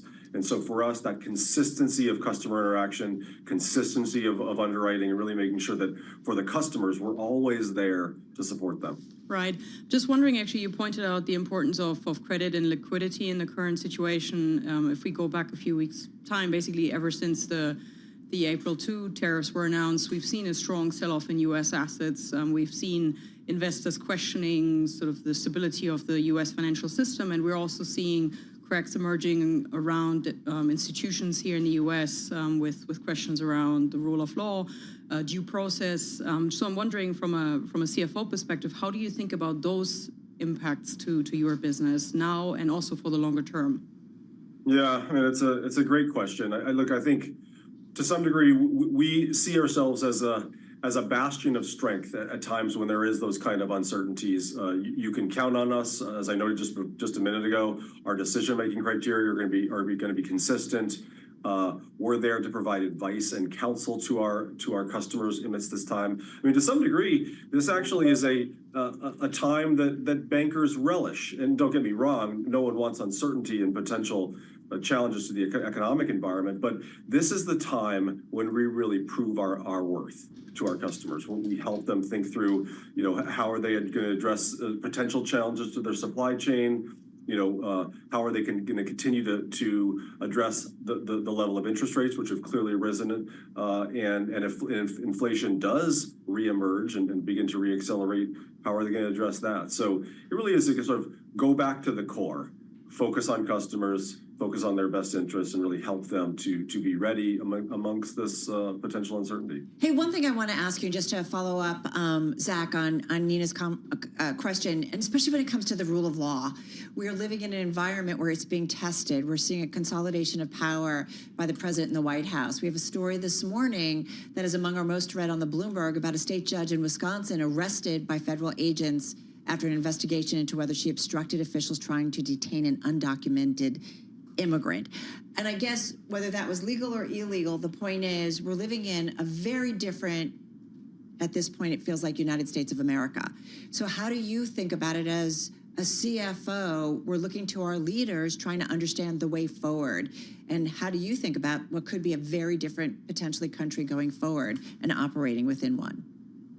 Yeah, it's hard to speculate on how things will go and how the operating environment could potentially change. We walked into this year with an expectation that the regulatory environment would continue to evolve and be very constructive to growth. And so we're certainly looking to see that. But, we try to get out of the game of speculation and really just continue to focus on the core of what a bank is, which is financial strength and supporting customers. Zach, forgive me, not even speculation. I mean, we're seeing things happen that, it's not business as usual in terms of how things are run. And I am curious, and we're really leaning on folks like you and all leaders that come on Bloomberg just to try to understand, is it upsetting and hard for leaders too, to see things not kind of business as usual, potentially, becoming the target of the White House? Yeah, look, I think we want to see certainty and clarity and to have an operating environment which is clear. And so to the extent that it's not, that's not helpful for us. With that being said, again, I kind of come back to what's the role of our company? We're not a legislative body. We're not a political entity. We're there to help serve our customers. And this is the time when, to some degree, the culture of Huntington certainly is all about service. And we just double down on that at times like this and just try to be that bastion of strength, that pillar that people can always count on. And that's where we draw inspiration. Well, speaking of service, you mainly operate in the Midwest, and I'm wondering how you're servicing manufacturing and auto parts and auto-related clients and how those are intending to manage supply chain challenges. What can you tell us about that? What color can you give us, what you've heard from them?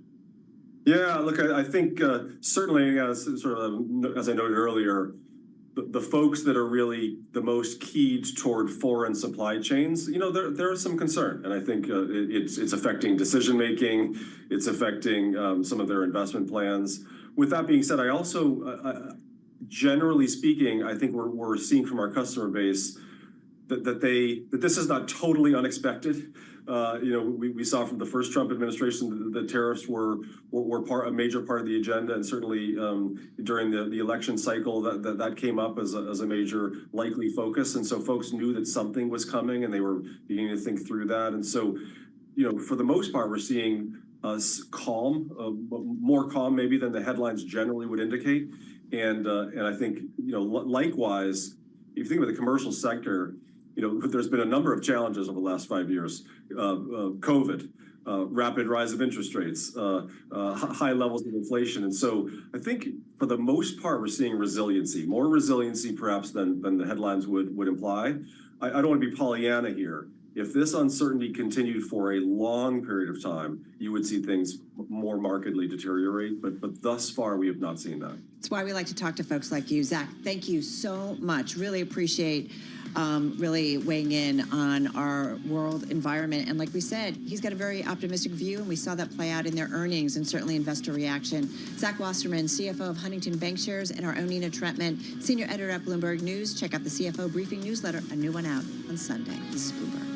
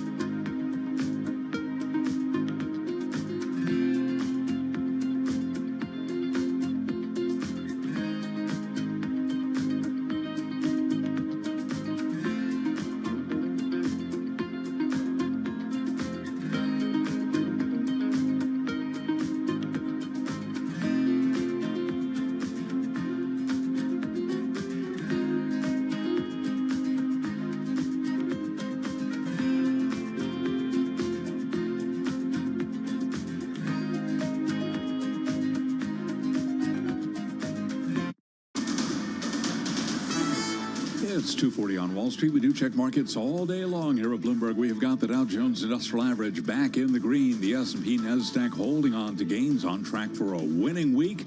S&P 500 index up now by 37 points to 55.22, up by about 0.7%. Dow Industrials up 12. Little change right now, while the NASDAQ is up 199 for the NASDAQ Composite Index. That is an advance right now of just about 1.2%. Equities did pair gains after President Trump said the U.S. will not be dropping China tariffs unless China offers something substantial.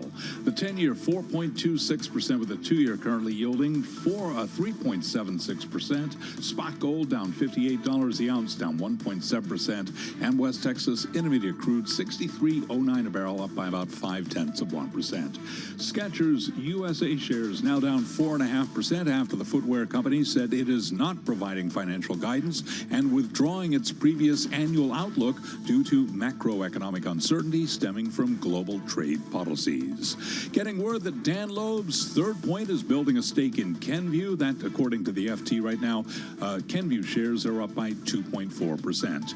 And Ben Baldanza, who helped pioneer discount air travel as head of Spirit Airlines and became a target of passenger irritation over no-frills flights, has died. Ben Baldanza was 62. For on-demand news 24 hours a day, subscribe to Bloomberg News Now wherever you get your podcasts. I'm Charlie Pellet. That is a Bloomberg Business Flash. All right, Charlie, thanks so much. Well, we're going to talk about someone who has been a fixture, no doubt about it, of the global investment world. His financial moves watched closely, one of the very successful and uber-rich members among Middle East royalty, and yet, as Bloomberg's Devin Pendleton writes, Prince Al-Walid bin Talal is one-of-a-kind figure among the rich and the powerful in the Middle East's Gulf region. Devin has been at his top-floor office in Kingdom Center. It's a landmark of the Riyadh skyline several times. She is Bloomberg News wealth reporter. Her Bloomberg exclusive on Prince Al-Walid is today's Bloomberg Big Take. It's also among the most read on the Bloomberg on this Friday. She joins us here in studio. Really great story about someone that I feel like at one point, Devin, we talked about him constantly over and over again in terms of his investments. And then, you know, he kind of got quiet. And then there, of course, was a big thing that happened over in Saudi Arabia. Take us back to kind of who he is and then kind of the moment it feels like things changed. Sure. Well, thank you. Thank you, Carol. Thank you, Tim. So Prince Al-Walid he's a Saudi billionaire and he's a member of the royal family. The royal family is huge. There's thousands of members. So he is related to the king, but not like in the kingly line of succession as we think of it. But a prominent member and very, very entrepreneurial from a young age. He attended college in the U.S. and started investing here and there in Saudi Arabia. But the reason we all talk about him and know him is that he made a bet on Citibank back in the 80s when it was really struggling. That bet did tremendously well. For a long time, he was Citi's biggest shareholder. He went on to form relationships with Rupert Murdoch, with Bill Gates. He bought a stake in the Four Seasons. He bought a stake in News Corp. He had a stake in Disney. He funded Euro Disney. All over, and also a very prominent hotel investor with some amazing properties. And just like a larger-than-life character. He was a fixture, like you said, always showing up on financial television. Yeah. Loved to be quoted. He always traveled with a motorcade. Like he had an entourage with him. Incredibly lavish lifestyle. And then pretty much overnight, November 2017, everything changed. Everything changed. So in November 2017, this was about a year and a half after King Salman became king of Saudi Arabia, and his son, Crown Prince Mohammed bin Salman, was really just basically running the show in Saudi Arabia. Incredibly young and ambitious guy. And he locked up hundreds of, the elite of Saudi Arabia, not just businessmen, but also governors, government ministers, prominent people, philanthropists, business people, detained them at the Ritz. And that included Prince Al-Walid, which was a big deal because Prince Al-Walid at that point, like kind of prior to this moment, was really like for the U.S., maybe the most famous Saudi. He was what a lot of investors thought of, or Wall Street thought of, if you mentioned Saudi Arabia, because Saudi too was so private and closed off for so long. It was difficult to crack. They weren't investing. It is nothing like it is today. Al-Walid was detained there for 83 days. Nobody really heard from him. They took everybody's phones. After 83 days, he was released, and Bloomberg actually had the first interview with him when he came out. He said, everything's good. He didn't look so great. He was quite thin, but he assured us everything's good. He said he'd struck an agreement with the government. He couldn't say anything about it, but just said, business is normal. And it was like, oh, okay, all right, business as usual. But he has a very, very big, prominent investment company called Kingdom Holding, which has stakes all over the world. And he pretty much went quiet, after he got out of the Ritz. He gave that one interview and then didn't nearly have the same public profile that he had before. What I love is you say the terms of the agreement were secret, but it was clear the Saudi government, had a close interest in his portfolio with his stakes in hotels, aviation, and entertainment, all sectors overlapping with Vision 2030. So what do folks say? That they wanted to exactly know what he was invested in? So what do we know? So we know, he owned 95% of Kingdom Holding, this big publicly traded conglomerate before.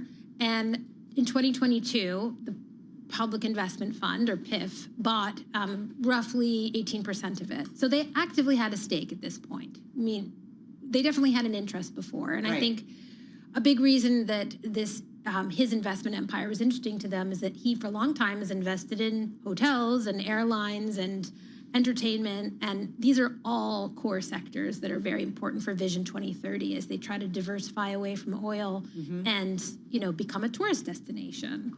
And he's very useful for that. He's been a hotel investor for a really long time. He has relationships with Bill Gates and the Four Seasons management. And so you've seen a lot more domestic investment by Al Waleed in very specific projects.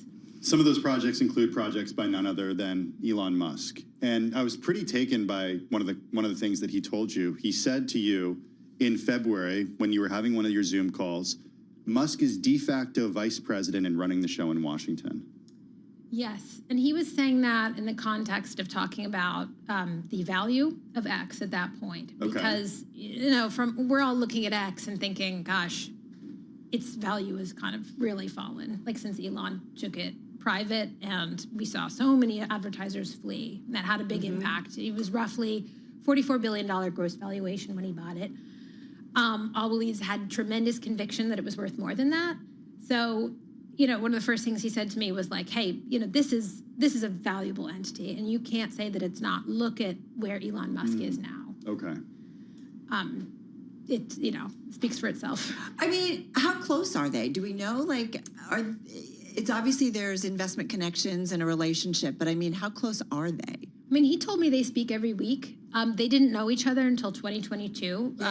Al Waleed was a longtime investor in Twitter before it was even a public company, and he didn't really know Musk until Musk stepped in to buy it.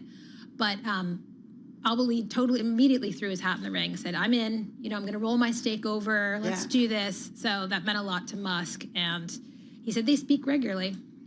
Why do this story now? Because it was so marked, after so many years of him being quiet, all of a sudden he is taken to the airwaves in a way that we haven't seen in so long. And it really was reminiscent of the Al Waleed we used to know. Just this big, colorful guy with some very important differences. What's his relationship with the president? So he's a supporter.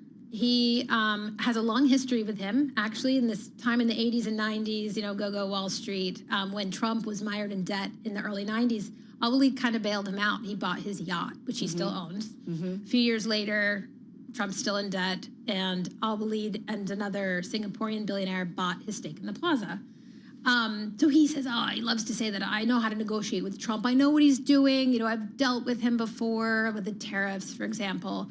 When Trump was running for president in 2016, or the run up to that, he had his Muslim ban. Prince Al Waleed was not a fan of that. They actually sparred on Twitter. But very quick, they papered things over. He's very happy with his treatment of the Arab world. Fascinating read. Highly recommend everybody check it out on the Bloomberg. Devin, thank you. Really appreciate it. Devin Pendleton, she's Bloomberg News Wealth reporter. This story is among the most read. It is the Bloomberg Big Take. Find it at Bloomberg.com or on the Bloomberg. Coming up, an update on trading on this Friday and some of the stocks on the move. This is Bloomberg Business Week Daily.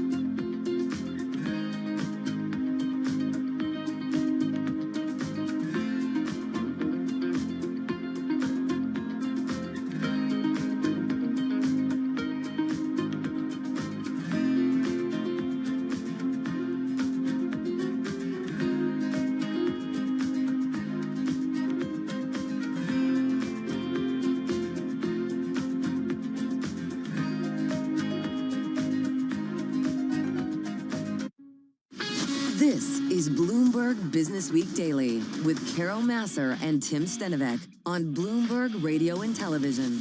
All right, everybody. We are Bloomberg Business Week Daily. Carol Masser, Tim Stenovec, live here at Bloomberg headquarters in New York City. Folks, we're just kind of off our best levels of the session. Still up about 28 points on the S&P 500, so a little higher, about up 0.5%. A little bit lower on the Dow, and the NASDAQ 100 up almost 0.9%. Tim, good for a gain of about 164 points. Let's take a look at some stocks on the move today. With us is Bloomberg News cross-asset reporter Isabel Lee. What's on your radar, Isabel? AppFolio. So shares are edging lower by as much as 17%. That's the most since 2020, or at least 2020. So if the application software company reported first quarter results that basically missed expectations. They reported EPS and sales below estimates. But for the year ahead, they still see revenue at around $920 million to $940 million. So that's kind of the what estimate. What do these guys do? They're an application software company. So that whole application software place, I feel like it's just like a dump of companies. A lot of them, I know they all come out with earnings, and I know they're important, but I'm like, who, what, where, and why? Okay, so AppFolio, I think... Yes, so I try Please to check don't take it personally. So let's say you have like a real estate portfolio or something of like rental homes. Maybe the manager of the real estate portfolio will send you documents using AppFolio or something like that. It like helps like keep everything together. Oh, okay. So kind of like it would go well with like DocuSign or something?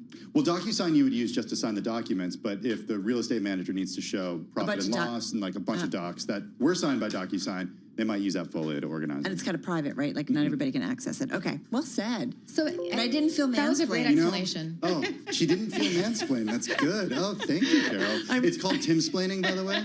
So thank you. Timsplaining. Yeah. Okay. Thank you. So the results were not good, but you're right. They're not a consumer-facing company. So I feel like all of us, we just, as long as things are working well, then we don't really care about what makes them work. But you're right. But these are the things that are like so crucial for us getting stuff done. All right. CRI, where do we want to go? Ticker. Is it?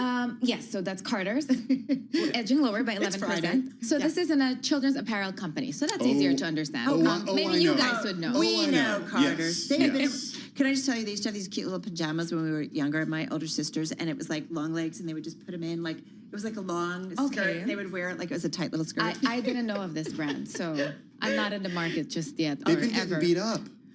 Yes, shares are edging lower by 11%. They suspended their financial guidance. They're down almost 38% this year. This year, yes, and just today it's 11%.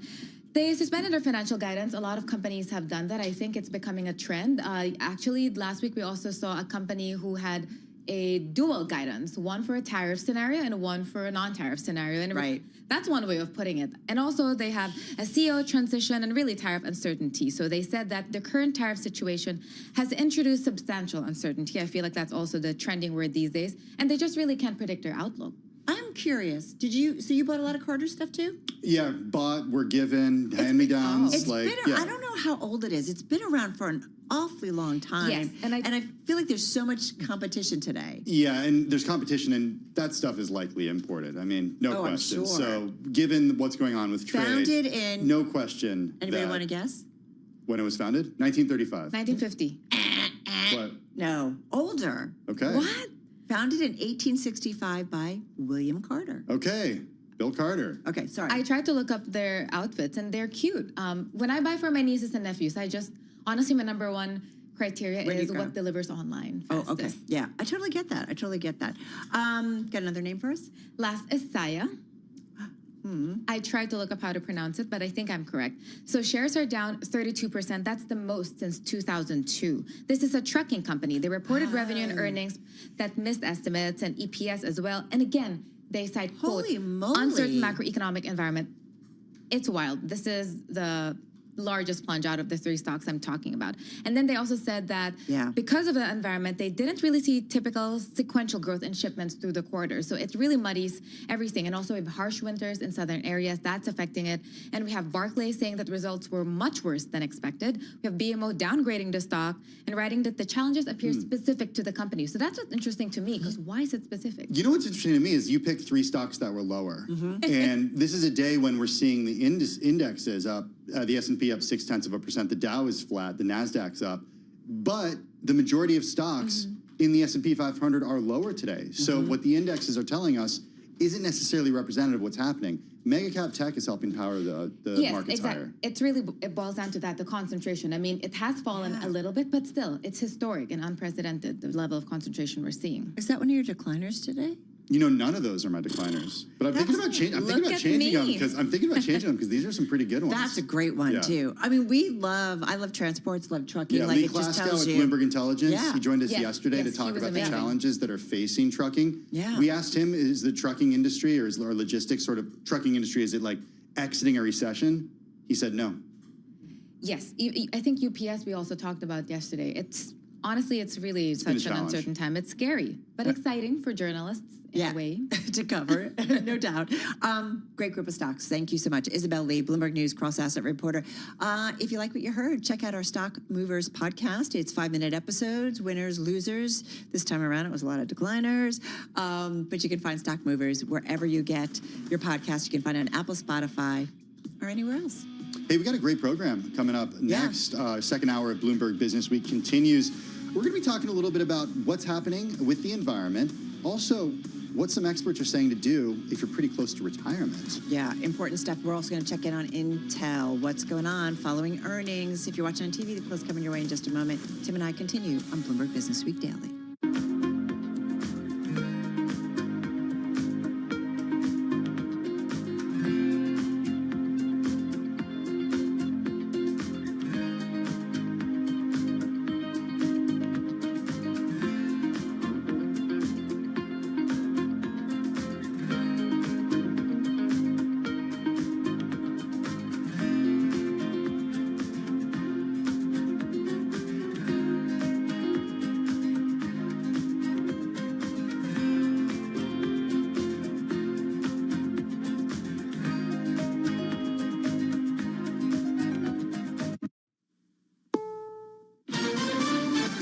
CBS News on the Hour, sponsored by O'Reilly Auto Parts. I'm Matt Piper in New York, where the 26-year-old accused of killing United Healthcare CEO Brian Thompson has pleaded not guilty. CBS's Katrina Kaufman is at the courthouse, where prosecutors are seeking the death penalty against Luigi Mangione. What federal prosecutors say is playing into this decision to seek the death penalty are, for one, the intentionality and the circumstances surrounding this murder. It took place in Midtown Manhattan. They say this was meant to rally protests against the healthcare industry and draw attention to his ideological message. His arraignment attracted several dozen people to the federal courthouse in Manhattan, including former Army intelligence analyst Chelsea Manning, who's accusing prosecutors of rushing the case. We don't do that. We don't do that here.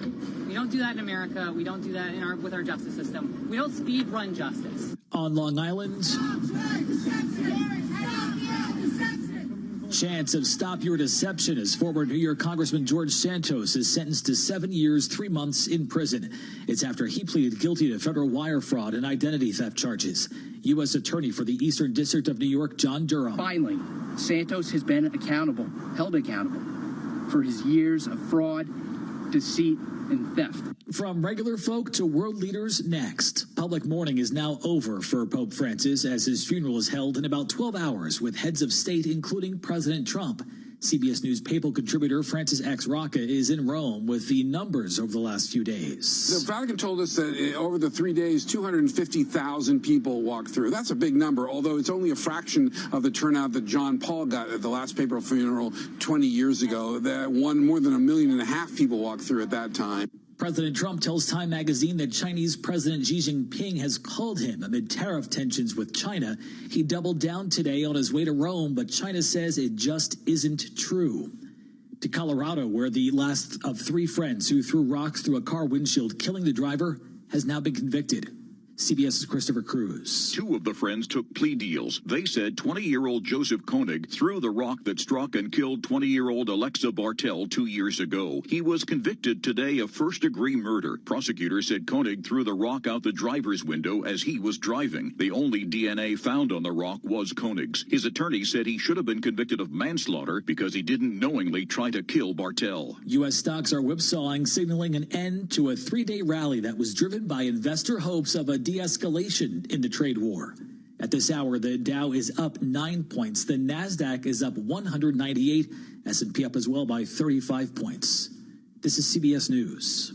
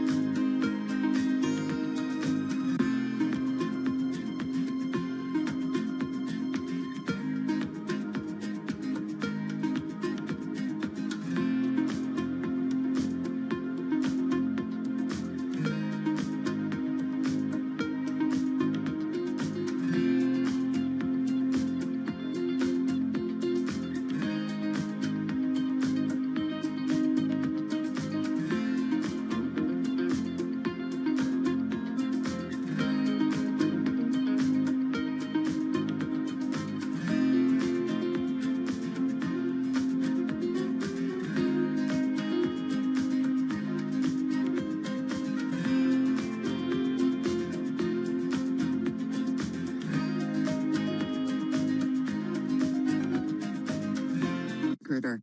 Call to action on this Arbor Day. Arbor Day Foundation CEO Dan Lamb says he hears it all the time. People want to do something positive for the environment, but they scratch their heads sometimes wondering what they can do. He says they can plant trees, which help us so much. Clean our air, clean our water. They shade our homes, shade our neighborhood, helping to capture and slow stormwater runoff and flooding. Lamb says most holidays celebrate the past. Arbor Day is about the future. It's about planting trees today that will benefit generations and generations to come. Michael Wallace, CBS News. 3 airmen who died during a World War II bombing raid have finally been accounted for. That's according to the Defense POW MIA accounting agency.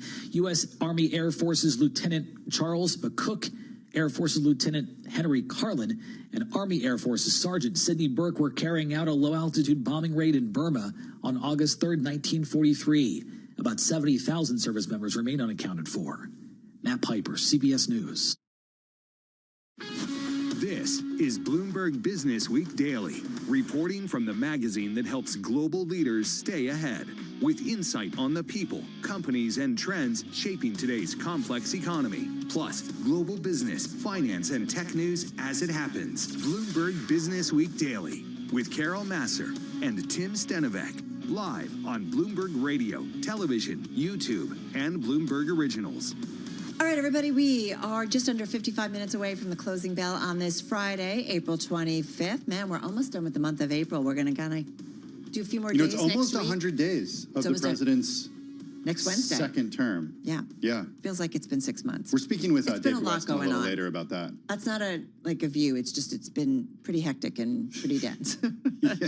Is it Friday? Is it Friday? Okay, it is. It's Friday. It is. All right, folks, we're going to count you down to the close over the next hour. Head over to our TV colleagues in just about 55 minutes or so.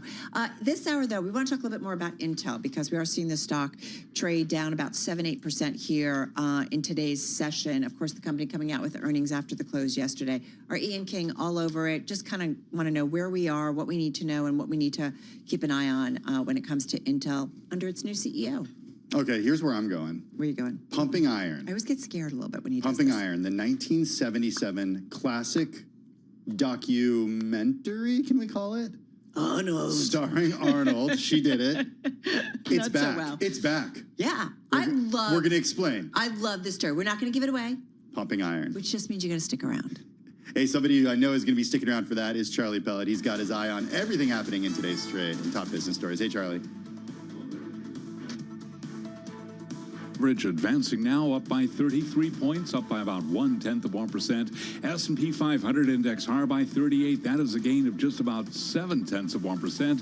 While Nasdaq is up 1.2% for the Nasdaq Composite Index, up now by 202 points. The Nasdaq 100 Index up by just about 1%. Stocks rising with the S&P 500 on track for its longest advance since January, driven by a rally in tech megacaps such as Tesla and Alphabet. And yes, we'll have more on Alphabet for you coming up in just a moment with our In King. The 10-year, 4.26%. The 2-year, 3.76%. Spot gold, $32.88 the ounce, down $61, down 1.8%. West Texas Intermediate crude oil up 0.6%, $63.20 for a barrel of WTI. Bitcoin right now trading higher by 1.9%, 95,211. After earnings, Alphabet up 1.7%. After earnings, Intel down 7%. For on-demand news 24 hours a day, subscribe to Bloomberg News Now wherever you get your podcasts. I'm Charlie Pellet, and that is a Bloomberg Business Flash. Hey, thanks for that update, Charlie. Do appreciate it. Carol, take a look at the S&P 500. Here's what you see. Because you asked so nicely, I shall. At the top is NVIDIA. We've got Tesla, Meta, Amazon, Microsoft, Broadcom. Yeah, they're mega cap tech companies. They are all powering the index higher, okay? Yeah.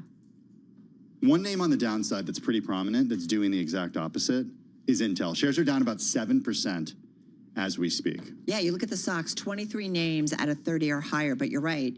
Intel is the top among the 7 that are not doing well, and by a wide margin, as you said, down about 7%. On a points basis, it's the second worst performer in the S&P 500 behind T-Mobile, which, yes, is one of my decliners. Let's get to Ian King. He's Bloomberg News U.S. semiconductor and networking reporter. He joins us from San Francisco. Ian, I want to go right to what you wrote. You say, quote, "What's most clear is Intel's short-term woes are even worse than feared." You got numbers yesterday. How bad is it?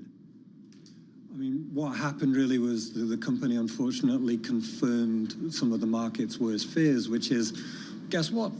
Q1 was okay, but that can't continue. And, you know, Dave Zinsner, the CFO, used the R word, the recession word, and said, look, you know, second half of the year, things could get considerably worse. The market may shrink. So that's really at the heart of what's going on here. Of course, there are company-specific things, but the environment is not helping Intel either.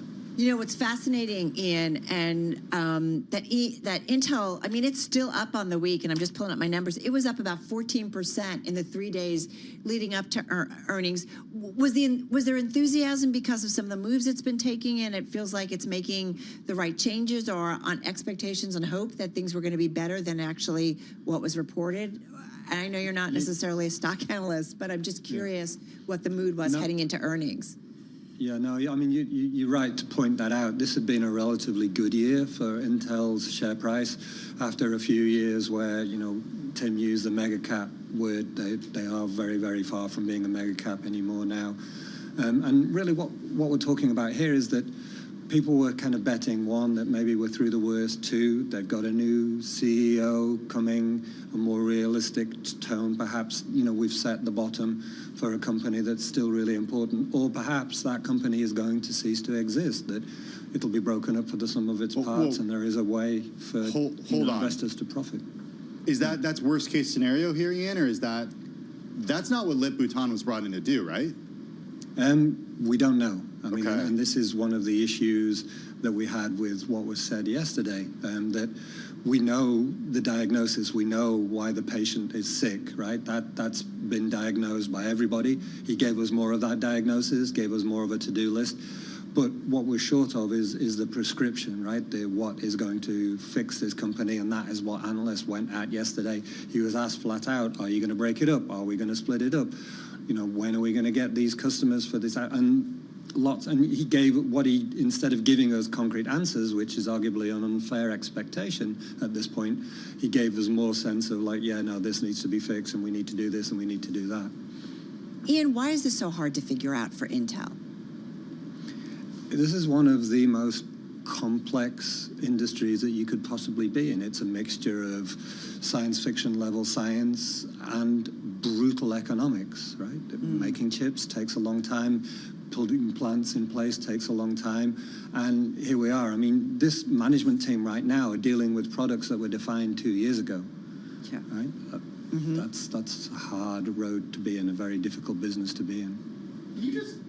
Can you just contextualize for us how big of a deal it would be if, you said, and these are your words, I want to make sure I'm quoting you right, if Intel would cease to exist? I mean, we're talking about an iconic company, Ian, that laid the foundation in Silicon Valley. I mean, you could argue they created Silicon Valley along with HP. I mean, they certainly put the silicon in Silicon Valley. A lot of their management methods, a lot of their technology, a lot of everything that they are is the reason why tech is where it is. And without them, it's not the same. And also, from a strategic point of view, a national security perspective, this is a company that is a repository of skills that arguably this country needs and the world needs. And if that was to go away, which is still something that people are thinking about, then there will be a huge, huge change for this industry and this country. So because of that, and this is something we talked about, you know, Kunjan Sobhani from our Bloomberg Intelligence team who follows semiconductors, too, that for national security reasons, which we know this has come up before in conversations with you and even out of the White House, the importance of having Intel and a healthy and productive chip sector here in the United States, that can the government really not afford to let Intel not survive? Yeah, I mean, we obviously saw the CHIPS Act. Most of the money in that was going towards Intel. And clearly we've seen other considerations coming out of the new administration. This is obviously a priority for them and probably should be. So at the moment, it's kind of business as usual. Intel is going to continue to try to be a manufacturing company and a chip design company, as far as we can tell. But that doesn't mean there's a lot of speculation, and there are a lot of interested parties in the future of this company, as there should be. Ian, you remind us all the time, mostly when we're talking in the context of NVIDIA, that this is an industry, reminder, you've covered it for years, it's cyclical. There are ups and there are downs. That's not what's happening with Intel by any means. No, I mean, that's a very good point. If we're talking cycles, let's remember what Texas Instruments said earlier in the week, which was, we're in the good part of the cycle right now. All of that inventory that everybody had is gone. People are stocking up again. People are building. Industrial demand is coming back. Lots of computer demand is coming back. So this should be a good time if you're a chip maker. We saw SK Hynix say the same thing. Should be a good time, but it isn't for Intel. Some of the fundamentals, it still doesn't have those big outside customers. Guess what? AI PCs aren't flying off the shelves perhaps as fast as they could, and it doesn't have data center chips that are competitive at the moment. Hey, Ian, in a separate memo, you write in your story that was put to employees at Intel, the CEO, Lip-Bu said he wanted to change the company's culture, and that includes requiring staff to work in person 4 days a week starting September 1st. Is the culture just bringing people back, or is it something much more substantial? I think it's something much more substantial. That note was excoriating. It was really vicious in terms of its analysis of the culture. Basically said, you're not working hard enough, you're not in the office, we've got too many management layers, we don't make decisions as quickly as we should, we've got people being paid just for how many people they manage rather than for the actual work they do. We have meetings where there are too many people, I mean, you name it. It was a fairly brutal takedown of the way things are going. And I think that was taken as a positive, but at the same time, you get people to work harder, but they have to be working harder in the right direction, making the right products, bringing in the right customers, having the right manufacturing. So in one sense, yes, this is what people wanted to hear, a shake-up, a sense of urgency. But on the other hand, we want to know the strategic direction that the company is going in as well. Who's going to lose their job? If you were reading that memo and you're a middle manager who spends all day in meetings and organizing other people in administrative tasks, then you should be very concerned. Wow.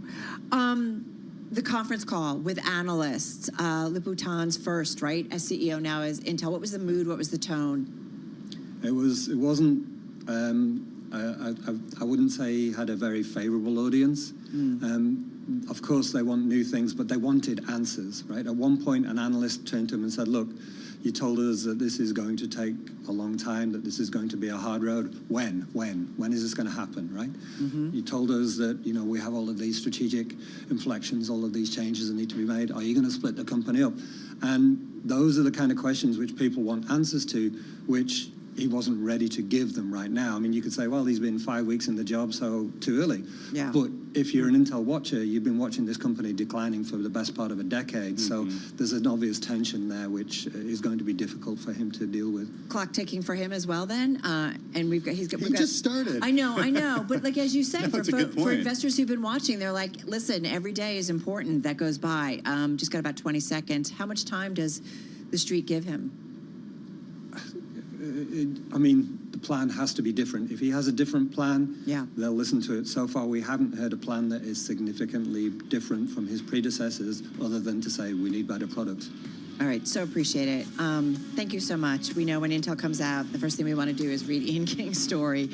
Ian, of course, is U.S. Semiconductor Networking reporter out there in our San Francisco bureau. Ian, thanks again. Have a good weekend. Intel, folks, down about 7% as we speak. This is Bloomberg.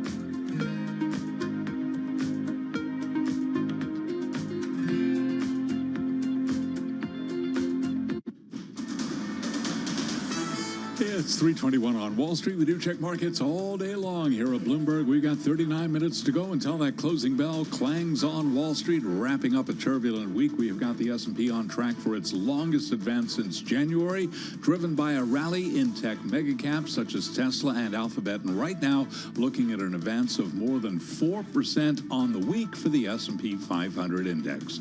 So here's where we stand. The S&P now higher by 37 points, up 0.7%. Dow Industrials up 38, a gain of 0.1%, and the Nasdaq Composite Index is up 1.2%, higher by 198 points. The Bloomberg Mag 7 Index up 2.8%, ahead of big tech earnings next week. The 10-year 4.26%, the 2-year 3.76%. Spot gold down 1.6%, 32.94 the ounce, and West Texas Intermediate crude up 0.7%, 63.26 a barrel. As for the market backdrop with tariffs, Sarah Hunt is Chief Market Strategist at Alpine Woods Capital Investors. Right now, there is nothing certain. What we're going on is a lightening of the tone as opposed to any factual changes that have happened in these tariff regimes. So I think that there is a lot to be said for near-term needs for liquidity and doing something like taking some money off the table. But if you're invested on the long term, I think that this is something that we just have to get through. And once we get through it, you'll start to see reasons for people to be more optimistic. Sarah Hunt of Alpine Woods Capital Investors. T-Mobile shares down now by 11.7%. T-Mobile US falling after the company reported fewer new wireless phone subscribers than analysts expected in the first quarter. This week, you recall, we also heard from AT&T. That stock down 2.7%, and Verizon down now by 2.3%. For on-demand news 24 hours a day, subscribe to Bloomberg News Now wherever you get your podcasts. I'm Charlie Pelleton. That is a Bloomberg Business Flash. Hey, thanks for that update, Charlie. Do appreciate it. Watching your portfolio tank is a nightmare for anyone, but it's a horror story for retirees or anyone approaching retirement. I refuse to look at my 401k right now. That's not very mature. I know. That's the trick. Is it really? Oh, yeah, that is the trick. Is it like sticking your head in the sand? Let's see what Suzanne Woolley has to say, because she's got some answers. Thanks to the wealth advisors that she's spoken to. She's personal finance reporter for Bloomberg News. She joins us here in the Bloomberg Interactive Brokers studio. The volatility, yeah, it has wreaked havoc for some folks. I mean, I don't know. Do you, as part of what you do you look at Reddit and see what people are saying on Reddit? Because I know there's some good personal finance stuff. Like some stuff that shows up in my feed is nuts. Like people withdrawing, you know, like going to all cash and stuff like that in their retirement portfolios. Yeah.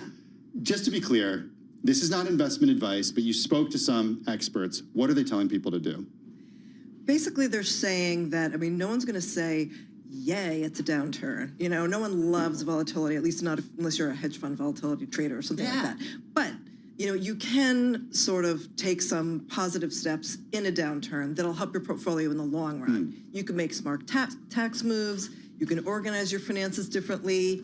You can strategize about Social Security claiming. There are a number of steps you can take that at least will set you up in the future to be in a better position. And this is people who are retired. This is for people who are retired or nearing retirement. You know, now is kind of a difficult time. Like the 5 years before you're going to retire and the first 5 years in retirement are very tough, because if there's a prolonged downturn and you're trying to spend the same amount of money every year and you keep having to sell securities to fund your expenses, you could do that for too long and you're going to possibly run out of money. Right, you eat into that, you know, that principle. Yes, so you don't want to be in that position.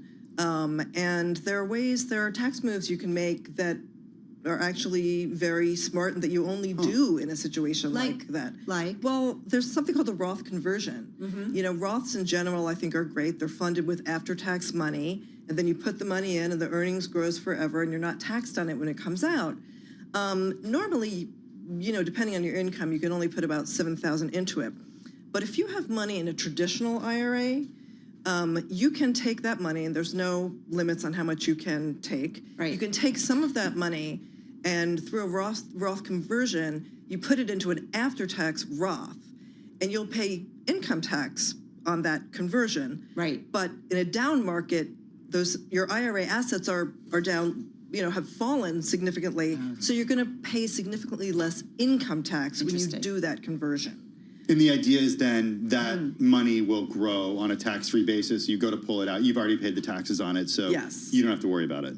Right, and hopefully, you know, the market won't fall too much further. So hopefully, all the rebound in that position that you moved over, because you can move over securities as well as cash, that position will rebound in your after-tax account. So it'll all be, you know, tax-free for you in the future. And Roth conversions are also just good because you don't have to take required minimum distributions. The IRS doesn't make you pull money from it like you have to with a traditional IRA. Right. And, you know, it is also a hedge against future tax rates. And I don't really know anyone who thinks taxes are going to go down too much for the average investor. So, yeah.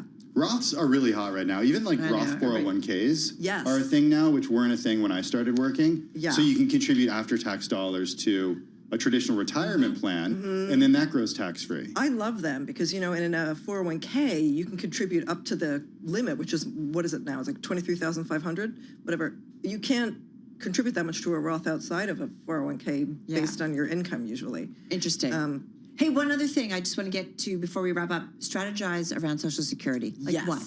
Well, basically, I mean, the simple one is try not to take it for as long as you can because it's the only inflation-adjusted sort of annuity you're going to find. It's a big difference. Every year after 62, you get a higher benefit, but 62 is the earliest you can get it, and lots of people want to claim it then. If you wait till 67, you won't take that 30% haircut that you take at age 62. And if you wait beyond 67, you get 8% more a year up to age 70. So waiting is, it's a big deal. If you can do it, it can help you a lot. Yeah. And then spouses have to be careful about strategizing so that they plan to. Those government actuaries hard at work. Exactly. So we've taken the anxiety down a little bit for you. Suzanne. Deep breath. Thank you so much, Suzanne Woolley. She's personal finance reporter here at Bloomberg News. Check out this column. Super helpful advice. So we've taken the anxiety down. Now we're going to raise it. Yeah, I was going to say, if looking at your retirement accounts doesn't give you anxiety, maybe this will. We're talking about climate anxiety, which Mark Gongloff reminds us is indeed real. Mark is a Bloomberg opinion editor who covers the climate. He joins us here in the Bloomberg Interactive Brokers studio. Mark, we're talking about climate anxiety because of this recent move, as you write, by the Commerce Department recently ending a partnership between NOAA and Princeton. Why is climate anxiety at the core of this?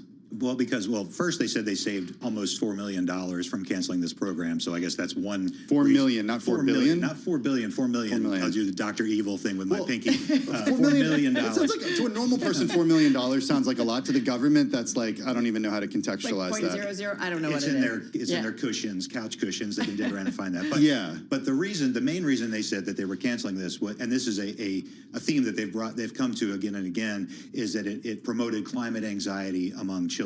Because I guess some of the stuff that this cooperative was doing between Princeton and NOAA, which is the U.S. government's kind of like weather service. Some of that was going into classrooms somehow and causing climate anxiety to children. So they wanted to stop that from happening. But to be clear, climate anxiety, you know, you write about this in one of your recent pieces. How do you define climate anxiety? It's not that, you know, it's not that this organization is causing climate anxiety. This is a thing that exists independent of this organization. Right. So, you know, I have never in my life seen an NOAA flyer come home with one of my children.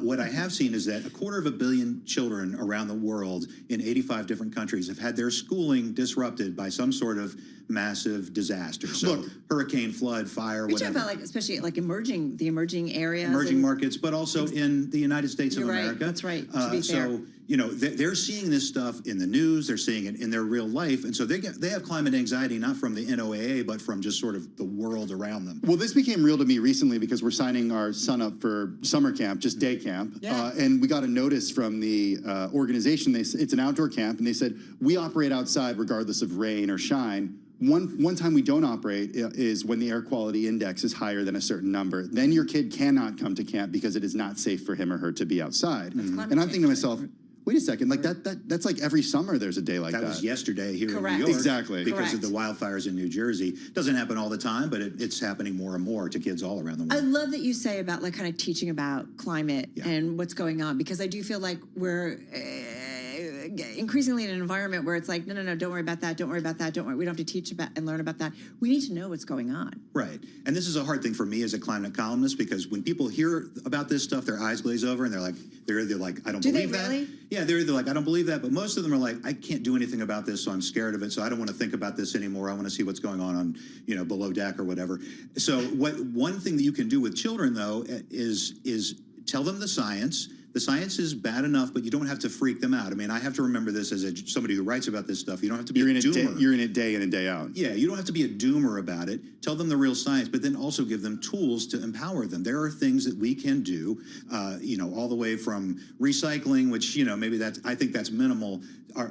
Using our political voice, that is the biggest thing that we can do. But somewhere on that spectrum, there are things kids can do. They can go plant a tree. You can take them outside, as long as the air quality is okay. Take them outside and say, look at all this nature, and here's what we can do to protect it. And it gives them a sense of agency that calms that anxiety down. I also think it's our next generation, and I don't know. I feel like we're running out of generations to solve the problems that we are in at this point.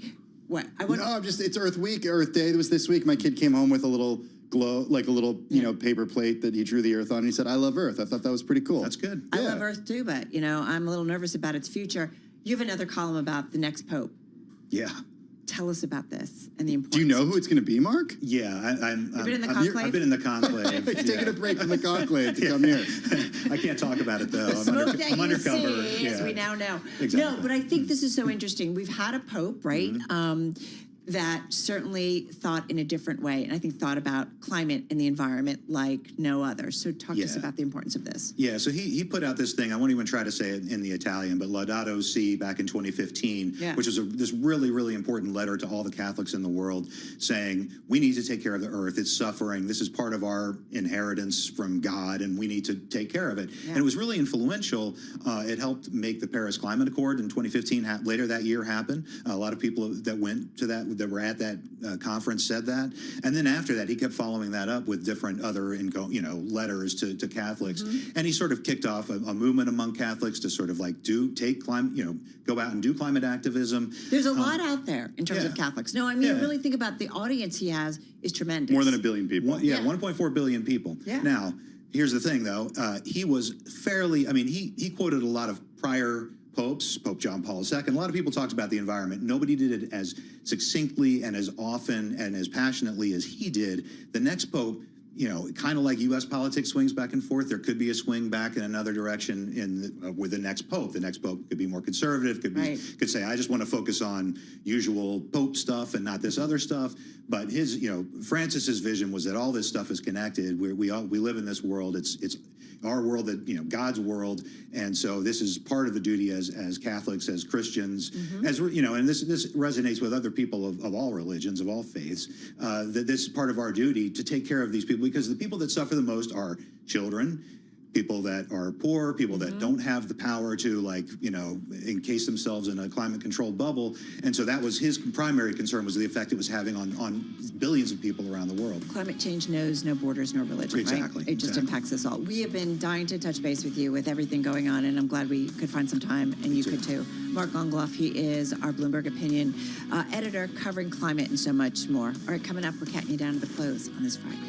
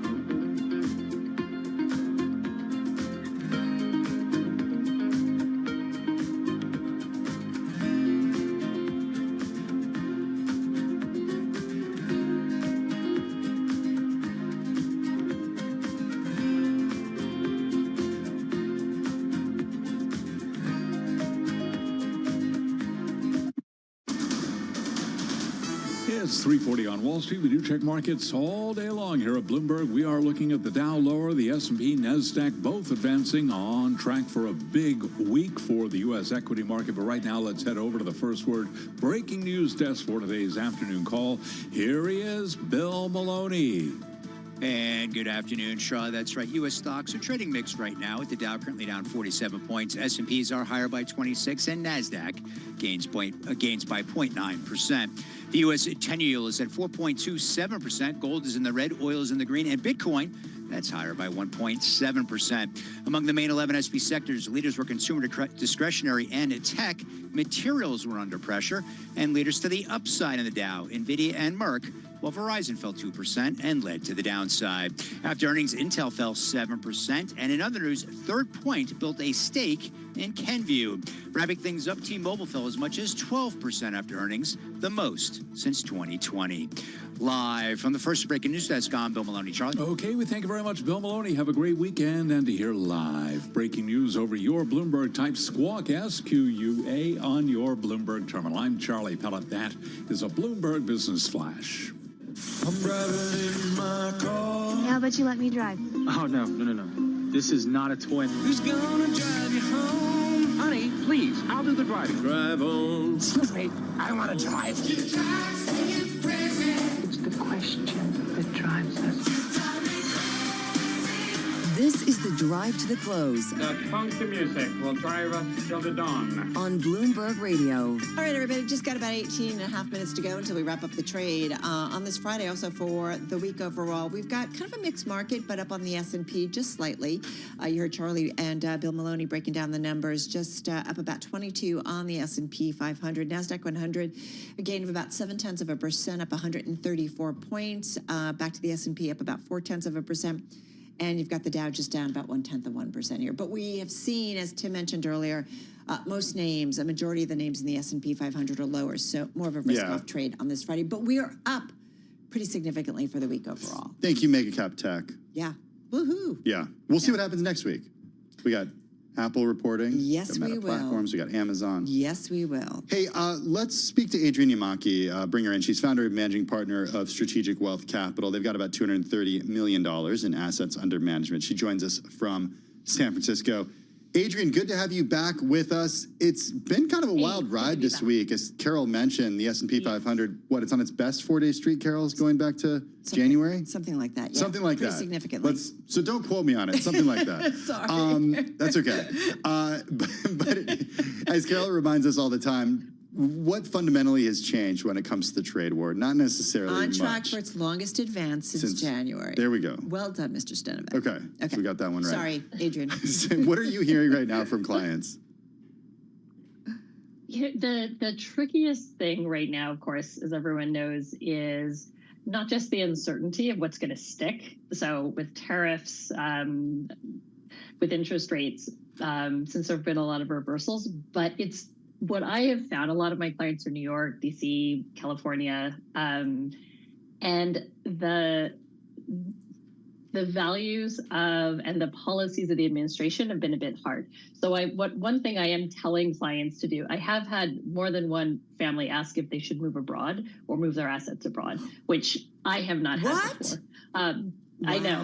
I do have a client who is also going to be moving to Europe and getting a passport. I can say I've never had that before, but I talk it through with them. One thing that I do counsel everyone, regardless of political persuasion, is to just try to separate the business, the stock market, their earnings and companies from the government piece. It's not easy, but when you're making the financial decisions, you have to try to be able to separate emotionally from the two. Wait, so why are they doing it? What did they tell you why they were doing it? That's such a good question. It was really interesting. So one client said, I'm worried that the current administration will dissolve a lot of protectionist measures we have, like insurance for savings accounts. And she was concerned that because if we're no longer, for example, a reserve currency, and if our currency goes through severe devaluation, she wanted to be sure that she would have enough funds. She has quite a lot of savings, and was wondering, should she hedge against currency? And my answer in her case, because if someone is planning to move abroad, and I have clients who own properties in multiple countries, that might make sense. But the risk of moving it abroad to euros, for example, and back when it's going to be ultimately spent in dollars didn't make sense. And for most people, it doesn't. So what did you advise her? Just do nothing? Because she's obviously anxious about what's going on here. And look, anecdotally, I've spoken to people who are very anxious too, not necessarily taking steps as drastic as that, but definitely selling U.S. assets and buying assets outside of the U.S. Yeah, so it's, I think the last time I was on the show was, I think the first or second business day of this year. I was just looking through that when I was reviewing my notes. Different tone, different sentiment, different narrative a little bit? Different sentiment, but my advice, so the consistency of asset allocation and diversification, that's always going to be important.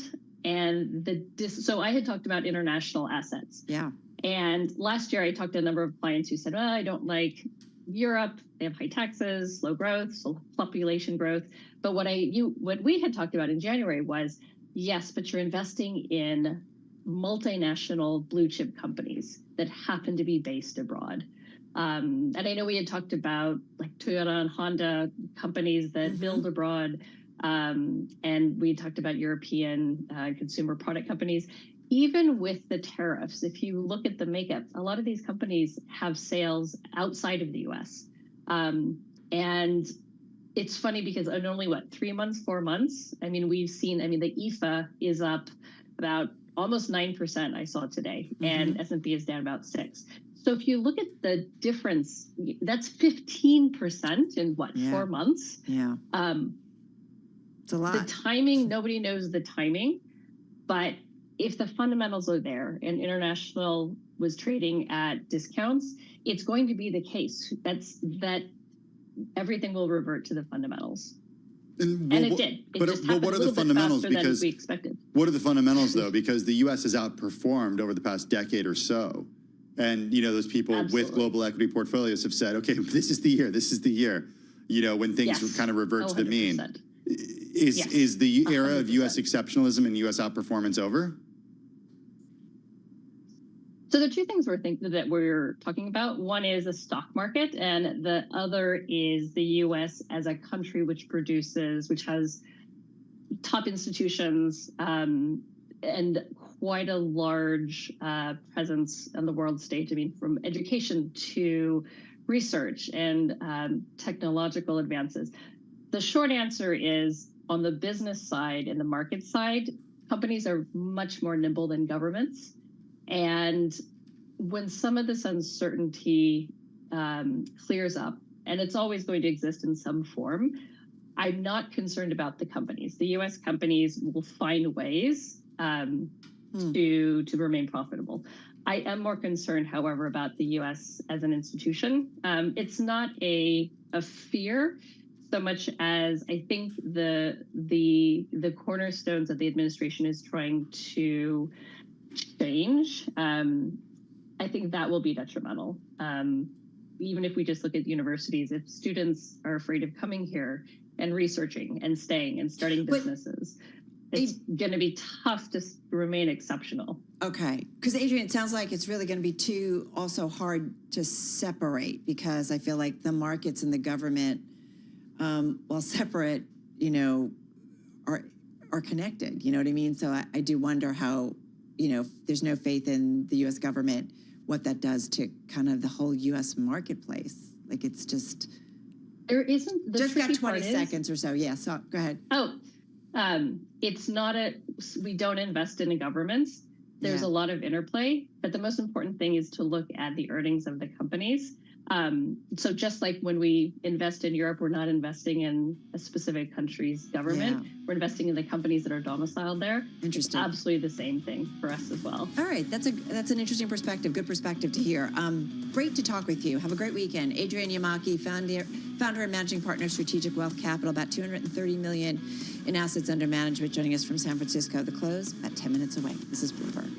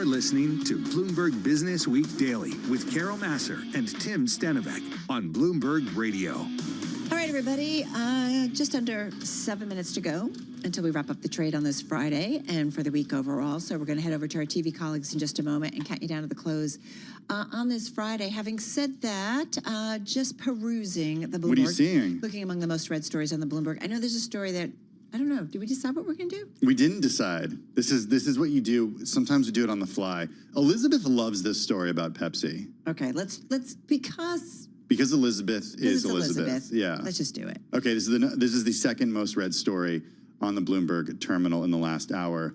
There was a 13-year-old on the Pepsi earnings call. Whoa, what's happening here? Somebody on the earnings call, a 13-year-old, asked the CEO of Pepsi about the impact of GLP-1 oral medications on the company's business during an earnings call. Yeah, so here's the question. It's the teenage daughter of Jefferies analyst Kamal Gujrawala. And she asked, and I think was this Take a Child to Work Day? I think it was Take a Child to Work Day, yeah. I love this. Yeah. I love this. So she asked, so what do you think about the launch of GLP-1 oral medications coming to market next year? It's a Awesome. great question. Awesome was the Pepsi CEO's initial response. Then he answered much like he has before to similar questions posed by Wall Street analysts. The experimental GLP-1 pills are considered the next frontier of a burgeoning medicine market and threaten to dent demand for Pepsi's salty chips and sugar sodas. So here's what he said. Obviously, we've been transforming the portfolio and will continue to give the consumer offerings that help them in any sort of dietary preference that they have. Duarte was referring to the new fiber and hydration solutions and Pepsi's attempts to capture more incremental value. That's great. She said she came up with the question herself. Company didn't know it was coming. I love it. So her dad or her mom? Do we know? Yeah. I don't know. Yeah. Hey, all I know is it was her dad. I walked in yesterday to the office. But I think, I walked into the office yesterday and there were kids everywhere and I realized, yeah. Like her mom maybe on the kid to side work was like, day. make sure like if you go to work with dad, make sure you pop on an earnings call, ask a question. I kind of love this. Okay. What else do you want to talk about, Carol Masser? When you used to did you ever bring your daughter to take your kid to work day? She was one of those nerds who, sorry, Aggie, that really loved and hated missing school. So when it got to a point, she just didn't want to miss school. Yeah, I know. There we have it. Well, I plan to. So that would be a no, but you will I plan to bring my son here. When he's old enough. He's not quite old enough yet. And then my daughter when she's old enough. Do you know you have those days where you just dig a hole? Yeah, that's the day that you're having. Let's see what else is on the most read on the Bloomberg terminal. I just think this is pretty cool. Okay. You never know what's going to come up on the earnings call. I know. I don't want to talk about the number 3 because we're going to talk about that one in our simulcast. A little tease. It has to do with the cost of college. It's expensive. It's expensive, folks. And, when you're looking for a little assist, a lot more people are not qualifying. Okay, we'll get to it. All right, you don't want me to talk anymore. No, Where else do you want me to go? I want to go I'm afraid to say anything at this point. Here's an interesting one. This is about, it's the 23 most read in the last hour. It's about Weight Watchers, WW. I'm going there. There is a company, Galloway Capital, reporting a stake. So we're seeing the company, which had been under a lot of pressure concerned with the bankruptcy. Galloway Capital has reported a stake close to 3% in WW and said the company is solvent and should in no way pursue a Chapter 11 filing to reduce its debt burden. Yeah, their point is Chapter 11 not making sense because basically you do that to either restructure your debt, figure it out. And they said the debt isn't due to mature until 2028 and 2029, respectively. This is from Galloway Chief Investment Officer Bruce Galloway, put it in a letter to WW, and say that a Chapter 11 filing would impair holders and be an extreme breach of the board's fiduciary duty. He's basically saying you've got a runway to be able to make good on this debt, right? You have time. It's not like you've got to pay it tomorrow. And so let's figure this out, right? What's the way forward? Take your kid to work day. Get ready next year. Maybe Aggie, now that she's, no longer in school, she wants to come. Now she's going to work, buddy. Now she has to go to work. She can take her puppy to work. She can take herself to work. Oh, God. Can you feel it's Friday? It certainly is. Hey, do not go anywhere. We're heading over to our TV colleagues. We're going to count you down. The closing bell starts right now.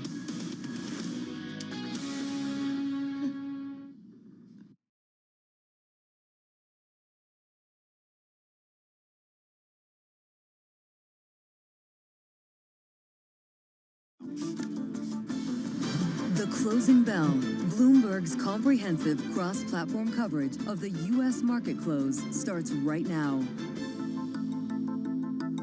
And right now, we are 2 minutes away from the end of the trading day. Romaine Bostic here in Washington, D.C. Alex Steele in New York, taking you to the closing bell with a global simulcast. Scarlet Fu being wheeled into Studio 2. Carol Masser and Tim Stenovic in the radio booth. Welcome to all of our audiences. We want proof. No, she walked in this time, guys. She walked in. I saw it. But she did. normally gets rolled in, we hear. The show doesn't All right, start well, until I it's get been rolled in. And Romaine, how did you get to work? Did people carry you in on limos, perhaps? No, I don't worry. I took the Sikorsky, Mike Bloomberg Sikorsky out here. He got me here in time, landed on the roof just in time to see the end of the week and a pretty decent rally. I mean, I know everyone's looking a gift horse in the mouth here. This is like the second or third strongest rally on a weekly basis we've had all year. Gotta say, I also think it's interesting, in a day that we were kind of saying the rally hit the wall, that we're seeing some buying here into the close, folks. We're up about almost 1.2% now on the NASDAQ 100, the S&P up almost 0.8%. So we're moving close to or near our highs of the session. We are, but it is not broad-based. There are actually more stocks in the S&P 500 that are lower than are higher. You can really thank the mega cap tech companies, the NVIDIAs, the Teslas, the Microsoft, the Metas, and the Amazons for moving this equity market higher on the today. rally. Hey, just calling it like it is. Well, a lot will depend on what happens when the rest of the Mag 7 reports next week. And by the way, Wednesday marks the 100th day of President Trump's administration. We're about 2.5% away on the S&P 500 from the April 2nd level. So if we continue to build on these gains, he could get back to above water from Liberation Day. Yeah, and going above 5,500 and closing at that level, Romaine, it could mean something. It could mean something here. Of course, that was the pivot point, the line in the sand that we came into this morning. And we do get a close above that pivot point on this day. The S&P 500 is going to take a while for these numbers to settle, but the closing number is going to be right around that 55.25 mark, up 40 points or 0.7% on the day. And it's also, of course, higher on the week by just about 4.5%, if my calculations are right. The Dow Jones Industrial Average up about 20 points or fractional on the day, up about 2.5% on the week. The NASDAQ Composite higher by 1% on the day and 6 to 7% on a weekly basis. And the Russell 2000, we'll just call it unchanged on the day. Actually, it was deep in the red earlier today, but some bidding closer into the close. You can see it there, unchanged on the day, and I think investors might take that. All right. Yeah, I would say so. S&P 500, as Tim was talking about, it was a lot more negative in terms of the split before. Right now, you got 205 names as we settle in to the upside in the S&P 500, about 296, Scarlett, to the downside. All right, let's take a look at the IMAP. A mixed day overall, but worth noting that the three biggest sectors tied to big tech, consumer discretionary, infotech, and communication services, all gaining at least 1%, although it is really Target and Colgate-Palmolive leading consumer discretionary up. On the downside, materials, financials, and utilities under a little bit of pressure here, with materials the biggest laggard, losing 0.75%. All right, a lot of green there. So let's get to some of the gainers. And I got to say, my top two gainers are actually the number 1 and 2 in both the S&P 500 and the NASDAQ 100 today. So let's start with Charter Communications. This one finishing pretty much at its best levels of the session, so up about 11.5%. Cable company reported first quarter results that were seen as strong, even though broadband losses were wider than expected. So this one, again, number 1 gainer in the S&P and the NASDAQ 100. The number 2 gainer in both of those indices was Tesla, and this one just finishing off its highs of the session, up about 9.8%. You did have Transportation Secretary Sean Duffy unveiling a new framework for self-driving cars that happened yesterday afternoon, saying it would slash red tape and move us closer, the U.S. closer to a single national standard that spurs innovation and prioritizes safety. So good news for Tesla, which plans to launch a self-driving cab service in Texas. I believe that's happening in June, and also talking about a cybercab robo-taxi next year. One more, I just wanted to go to one of the big earnings that we got after the close yesterday and played out in the trade today, finishing well off its highs. We're talking about Alphabet. At its highs, up more than 4%, but finishing the day with a gain of about 1.5%. The company did, as we reported last night, first quarter revenue and profit exceeded analyst expectations, buoyed by continued strength in search ad business, and also talked about AI and all that good stuff, but nonetheless finishing off its highs of the session. All right, let's go with the downside today. Intel pretty much leading losses on the S&P 500 on a percentage basis, among the worst performers in there, on a points basis too, actually, down 6.7%. As Ian King writes, Intel's short-term woes are even worse than feared. We had a conversation with him. that was pretty grim about where Intel is in the turnaround effort that's ahead of new CEO Lip Bhutan. They got layoffs. They reported earnings yesterday that they came in for the current quarter below analyst projections. The company warns of a potential tariff-fueled recession that could impact chip demand. There's a lot of work to be done over there. The company also plans to reduce operating costs to $17 billion this year and $16 billion next year, and it'll cut spending on new plants and equipment by $2 billion to shore up finances. When we spoke to Ian, at this point, it's still kind of unclear what the future of the company is. He laid out a scenario where this company could be sold off for parts at some point. We don't know if that's going to happen, but that's certainly on the table, according to some analysts. Also, T-Mobile down 11.2%. Shares fell after the company reported fewer net new wireless phone subscribers than analysts expected in the first quarter. They added 495,000 new monthly mobile subscribers. 507,000 is what analysts wanted to see. And finally, Gilead Sciences fell 2.8%. This after the company posted first quarter revenue that fell short of estimates. Revenue is flat year over year with lower oncology sales offset by higher HIV and liver disease sales. Interesting stuff. So earnings are, somewhat mixed. All right, taking to the bond market here, buying across the curve. But I have to be honest, there was nothing really dramatic with the move. But you're seeing buying in the bond market and buying in the equity market. So that's a little bit of a head scratcher there. But you're seeing yields a bit lower there. In the 10-year by about 5 basis points. All right, so here's some good news for everybody who's facing maybe the cost of college for their kids. Sarcasm? No, I don't want to hear it. She's accustomed to hearing only bad news. Scarlett, Romaine, and I. Well, Romaine, you're, Yeah, he's getting. Oh, yeah, he's getting. Scarlett and I are like getting close to being done. I've actually turned down the volume on this. Go ahead. But you said good news, right? We're assuming it's bad, but yeah, it's bad. It's bad. It's an incredible story. Bloomberg exclusive. Top colleges. Basically, we cracked the data, crunched the data, and are finding that top colleges are too costly, even for parents making about $300,000 a year. Yeah, Bloomberg analysis of financial aid data from 50 selective colleges shows that in many cases, middle-class families, defined by some metrics, are making between $100,000 to $300,000 a year. They earn too much to qualify for meaningful aid, but too little to actually afford college out of pocket. So they're in this zone that's really getting squeezed when it comes to paying for higher education. And that's why all these claims by colleges that not a lot of people pay the sticker price, they do hand out a lot of aid, doesn't ring true for so many people. I mean, hasn't this always been the case, though? It's just the price and the band had just kept moving higher at the end of the day. And isn't this, in theory, was it Harvard or other schools, other Ivy League schools, are saying that they're going to give more financial aid, or they're going to give free room and board? Remember there was that story? Yeah, Harvard, MIT, and University of Pennsylvania in recent months expanded the range of students who qualify for free tuition to those from families earning up to $200,000 a year. So, yeah, but that's just, the top schools. Yeah, and try getting in there. The chances of doing that are lower than winning the lottery at this point. Romaine, you can take your earplug out. Winning the lottery. I've been playing the lottery. Don't worry. We'll do it. Do you know what we're going to do? We're actually going to, we have to, because, our kid's a couple of years away from college. So, we have to start cutting back on some of those little luxuries.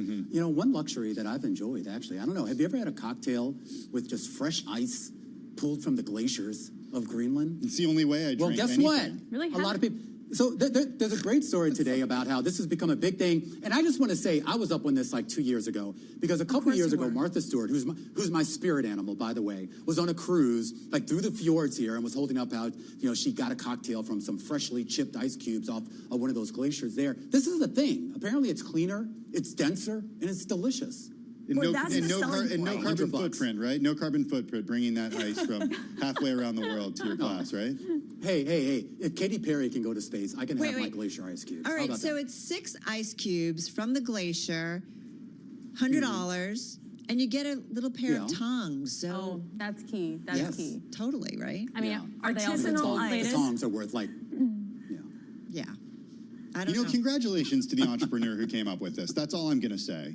Because the fact that the ice market is that big, and people are willing to pay $100 for 6 ice cubes that are imported from halfway around the world. We didn't say people were willing to pay for it, did we? They are. This Wall Street Journal article says in Dubai. They're buying it in Dubai. In Dubai. Yeah. Because here we'd have tariffs, right? So then that's going to increase the cost. For the record, I've actually seen this in U.S., New York City bars as well. So it's not just Dubai. Hey, the global ice market expected to reach, I'm not listening, $7.23 billion in 2027. What is it right now? The global ice market. All I'm going to say is, how much do we spend on bottled water? I don't buy bottle. I don't know. I don't buy bottled water. I go to the water fountain over also, here. like, what bars is Remain going to? I think we really missed that point right there. Yeah, that's true. That's true. No. Well, you can look at my expense report after tonight. We will. All right, guys, that's a wrap. Our cross-platform. Have a great weekend. Our cross-platform on the markets, on radio, TV, YouTube, Bloomberg Originals. We call it the closing bell. We will see you again, same time, same place on Monday. Take care. This is Bloomberg Business Week Daily, reporting from the magazine that helps global leaders stay ahead, with insight on the people, companies, and trends shaping today's complex economy, plus global business, finance, and tech news as it happens. Bloomberg Business Week Daily with Carol Masser and Tim Stenivek, live on Bloomberg Radio, television, YouTube, and Bloomberg Originals. It is Bloomberg Business Week. That is Carol Masser. I'm Tim Stenivek. Big week this week. The equity market surged. The Pope passed. There's talk of a global recession at the spring IMF meetings. Also, mixed results so far from companies that have been reporting. That's just some of what's happening for the backdrop for tonight's edition of Bloomberg Wall Street Week with David Weston tonight at 6 p.m. Wall Street time on Bloomberg Radio and Bloomberg TV. David Weston is the host of Bloomberg Wall Street Week. He joins us now in the Bloomberg Interactive Brokers studio. Unless he wants to talk about ice cubes, which I'm not sure he does. Well, I think this is another reason why we might need to annex Greenland. Just for the ice cubes? Yeah, that's the article that's talks about. Argument, you bring up a good point. The Wall Street Journal story that we were talking about talked about Greenland's economy so focused on fishing. Yeah. And this is one way that they could potentially diversify their economy. Yeah. I just want to know how you know it came from a glacier. Yeah, well, what prevents me from just getting a bunch of ice and saying it's from a glacier? I was thinking the same thing. Nobody's ever lied about the provenance of something before. Because they're telling us, David, it comes from a glacier. You know what? I believe it. DNA testing of ice. That's what we need. No, an appellation contrôlée. That's it, exactly. In France, right? Yeah, you're absolutely right. You're absolutely right. One thing I didn't mention is it's also been about 95 days by my count since January 20th. So we are approaching the 100-day mark of President Trump's second term. How about that? With all that's happened, I mean, not just this week. Does it feel like 100 days? It feels like a lot more to me, at least. So much has happened. But that's exactly right. We're coming up to the 100th day anniversary. His second, I must say. He had 100 days once before, right? That's right. So we'll see what happens. But so we took a look on Wall Street Week about exactly 100 days. First of all, where they came from. I don't think I knew. Do you know? I didn't know. Barbara Perry's a presidential historian at UVA, and it comes from FDR. When in the middle of the Great Depression, when he was elected the first time, 33, he came in with a 100-day agenda, a lot of which was congressional legislation, but try to turn the country around. And he was the most activist president until Donald Trump. He set all kinds of records by having 99 executive orders. We went past 99 a few days ago, and they're still coming out of the White House. So Donald Trump clearly is the most activist, as he's very proud of. So we asked. But the history stuck. The history stuck the 100 days. Yeah, exactly. That's pretty cool. Anyway, yeah, exactly. It did. Well, and we've done it every time since then. Yeah, that's what first did it. That's pretty cool. Yeah, but so we talked to her about the history of it. Then we also talked to Larry Summers to get his appraisal about how he thought it's gone so far. Won't surprise you, he didn't think it went that well. This is part of what Larry had to tell us. This has probably been the least successful 100 days of a new president since the Second World War. And that's a verdict that's not being rendered by any individual. That's not a verdict that's being rendered in a partisan way. It's just reflecting the judgment of markets. Larry, we saw a couple of weeks ago the effect on stocks, bonds, and the dollar because of tariffs. And there was a suspension, of course, for 90 days for negotiations. This week, we've seen it appears, with regard to Chair Powell and remarks about possibly terminating his regime as chair. Tell us about that. Will the markets keep President Trump from moving on Chair Powell? Things change, but they stay the same. When the president of a country looks like he is driving events, and he is driving events in an ill-considered populist direction against the wisdom of all economics, then bad things happen. That's the response to the tariffs. That's the response to the Fed bashing. That's the response to the indications of fiscal responsibility. That will come to be the response to the undermining of the rule of law. So Larry doesn't pull your punches as usual. You know, he calls it the American capital flight trade because people moved away from American assets, as we've seen all sorts of assets. We just talked to a money manager who said for her first time in Adrienne Yamaki out in San Francisco. in handling portfolios that people are moving and they want to move all their assets out of the United States, and they're concerned. Yeah, well, you saw it. It's stocks, bonds, and the dollar all at the same time. When those all three go down, I mean, where's the safe asset? And it's not in the U.S. dollar anymore at the moment. You know, on the Fed chair part of this, I wonder to what extent the markets will or do serve as some sort of guardrail, because the president walked back some of these comments earlier this week. But at the same time, we know, based on what he's sent on Truth Social, his social media platform, we know how he feels and we know what he wants to see happen to rates. And also, he gets to pick the next Fed chair in a year. Yeah, and who's he going to pick and whom we're going to believe in. I think there are two questions here. One is, I think it's almost undeniable that he does react to the markets. We've seen it, you know, both with respect to the tariffs and with respect to Jay Powell. I don't think there's any other plausible explanation. The question in my mind also is on things like confidence in the U.S. government, in the U.S. dollar, in U.S. treasuries, can you unsee something you've seen?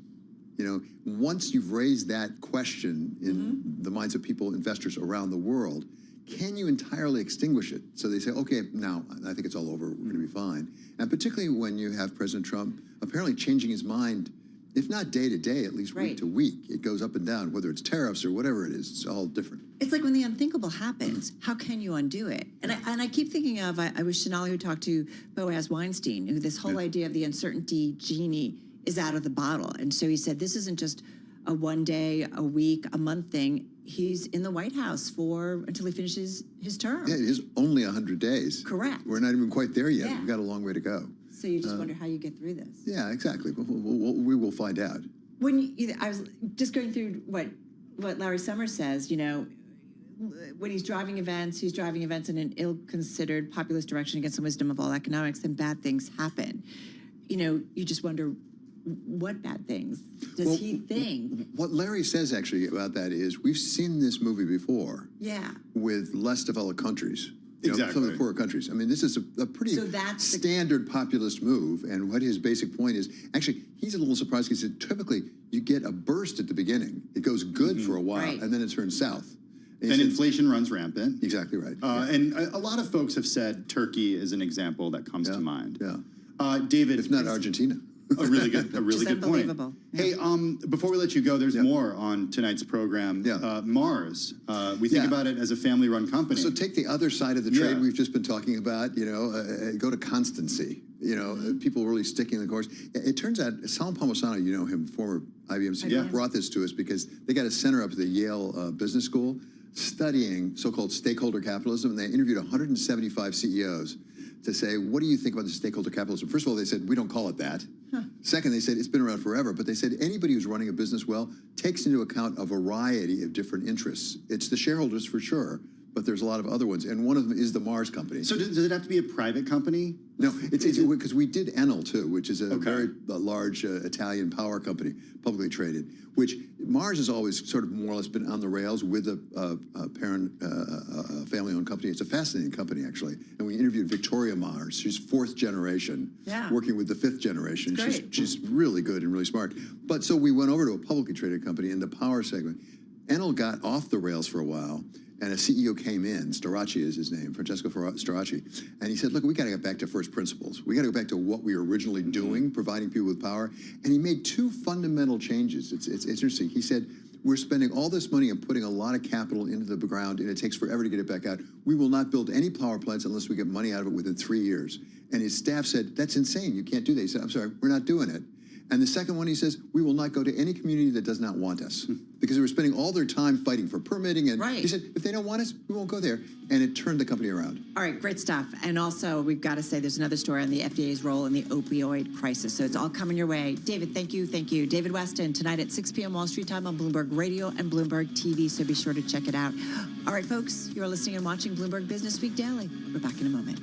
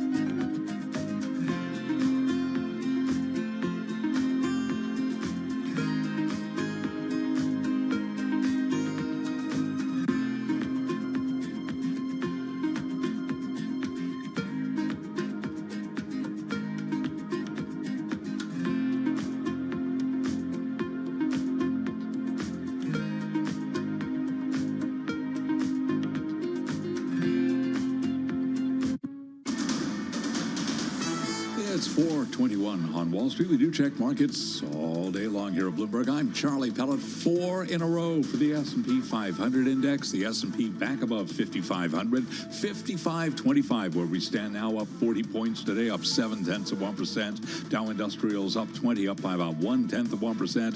While the NASDAQ Composite Index higher today by 216, up by 1.3%. So again, the S&P 500 index up 0.7%. Did have a winning week, up 4.6% on the week.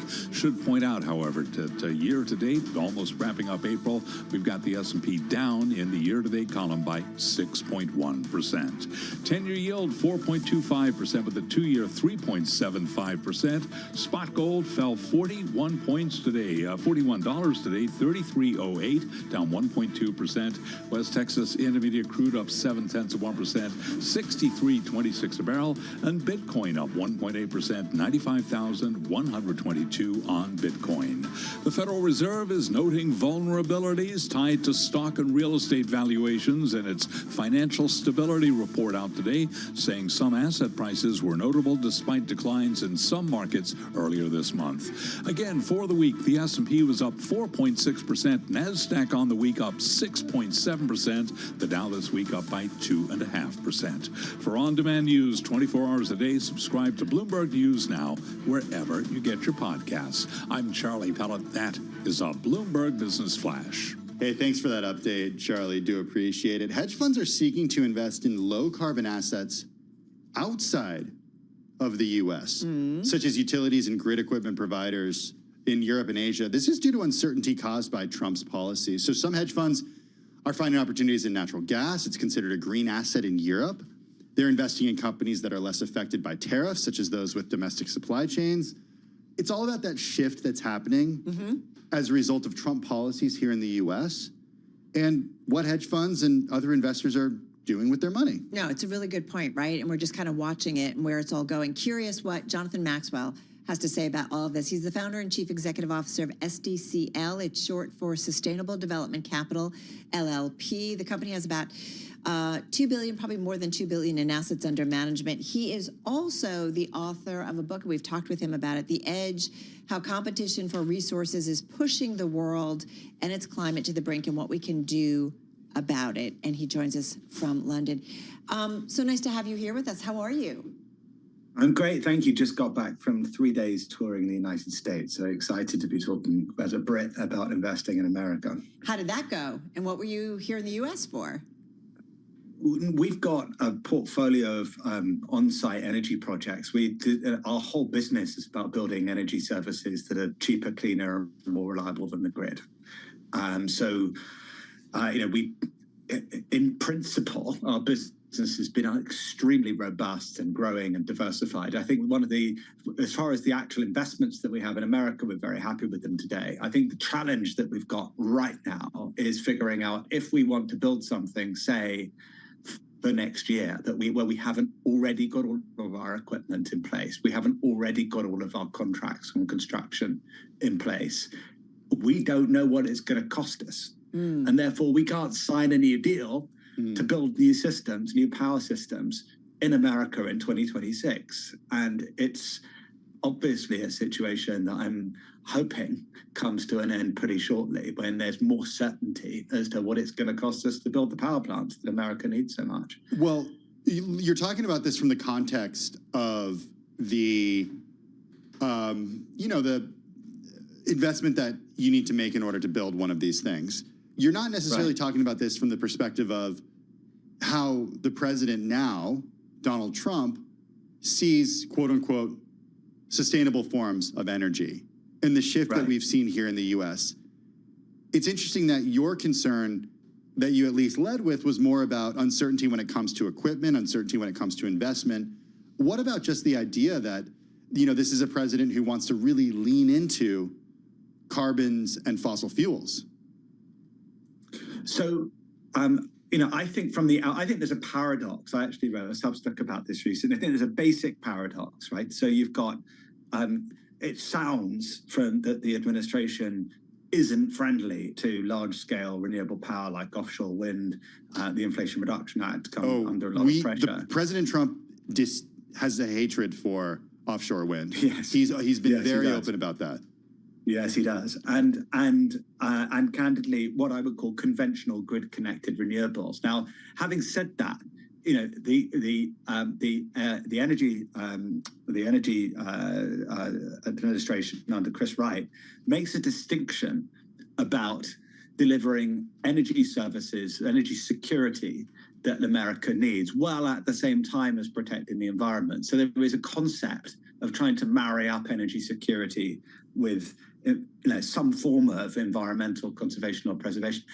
In other words, don't sacrifice the economy, he says, or energy security on the altar of the environment, but do what you can to try and minimize the footprint. There is a pragmatic way through this, and one of the dirty secrets of America, which I actually think that the Washington administration should spend more time on publicly. One of the dirtiest secrets of the energy industry in America is that most of it's wasted. There's an extraordinary loss. If you measure the amount of primary energy, that is the original fuel of whatever form, gas, nuclear fuel, even, dare I say it, renewable sources, and you measure how much actually gets to the point of use, by the time it's lost in extraction, generation, transmission, and distribution, did you know that over 60% of it is lost in America?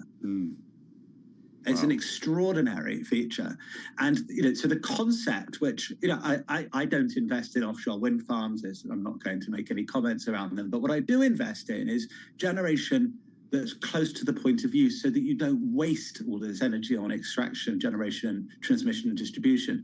And that concept of on-site, low carbon, low cost, more reliable energy than the grid should be compatible with what the the Washington administration wishes. However, here's the other side of the paradox and the pain point right now. I can't write a check for that next year at the moment because I don't know what it's going to cost me to build it. So, I think that there is a transformation in the energy system in America that's needed. I think that America is energy independent now. It is a huge producer of gas and oil. It has an incredible economic advantage, but it also mustn't squander it by wasting so much energy. So I think that the clean energy movement is going to face a backlash against, as you say, you described it as a hatred of offshore wind farms. But I think there's a huge opportunity in America to decentralize the energy system and actually make the country more competitive and more productive while at the same time being greener. And I think that if Washington focused on that, that would be a huge win. But obviously the macro environment at the moment and tariffs means that we just don't know what it's going to cost us to build the stuff. We're speaking with Jonathan Maxwell. He's the founder and CEO of SDLC, Sustainable Development Capital, LLP. They focus on efficient and decentralized generation of energy markets. One thing I wonder, Jonathan, you mentioned you don't know the cost, right? So you can't move forward on stuff or move forward on deals. Is there, though, once you have greater clarity and whatever that is and what the macro backdrop is to create that clarity, is there, though, a possibility that the pricing is just too high, that you can't move forward? It doesn't make sense anymore. Well, I think going back to what I said before, the unlock of the American energy system is the same frankly, in Europe and the UK, comes from this extraordinary problem, right? There is so much energy that's wasted on the way to getting to the point of use, and yet more is wasted at the point of use. That represents, there's a huge saving associated with that. So the economic opportunity is actually to build energy systems where you need them rather than in the middle of nowhere, piping or wiring the energy where you need it. And if you can build energy systems on site, it's called decentralized generation. You could do it with gas, you can do it with geothermal, ground and air source heat, solar. If you can do that, it's cheaper than the grid. And at the construction cost of the new facilities, all in is actually, we can deliver power systems and heating, cooling systems that are actually cheaper than the centralized energy network. It's a massive opportunity. So I think that shift of mindset, so we're going to build a big power plant and then plug it into an aging and broken grid, that is the old energy think. I think the new energy think should be about on-site generation that's low cost, low carbon, reliable, and that actually marries up these challenges that the Trump administration. How is that power generated in your view? So we build, I'll give you an example. We'll build a solar panel or a solar plant on a rooftop or on a carport. Because it's very close to the point of use, we don't have transmission and distribution losses. We can sign a long-term power purchase agreement, which means we can spread the cost of the asset over the life. And all in, we can produce power that's competitive with, if not cheaper than the grid. In an industrial context, just to give a great example of an industry, obviously, that Washington's looking to protect at the moment, steel. Steel blast furnaces throw off enormous amounts of waste heat and gas. Our projects, when we generate energy on site, we capture that heat and gas. It's free fuel, actually. Instead of pollution, we capture it. And we use that to power turbines to make power and steam back for our clients.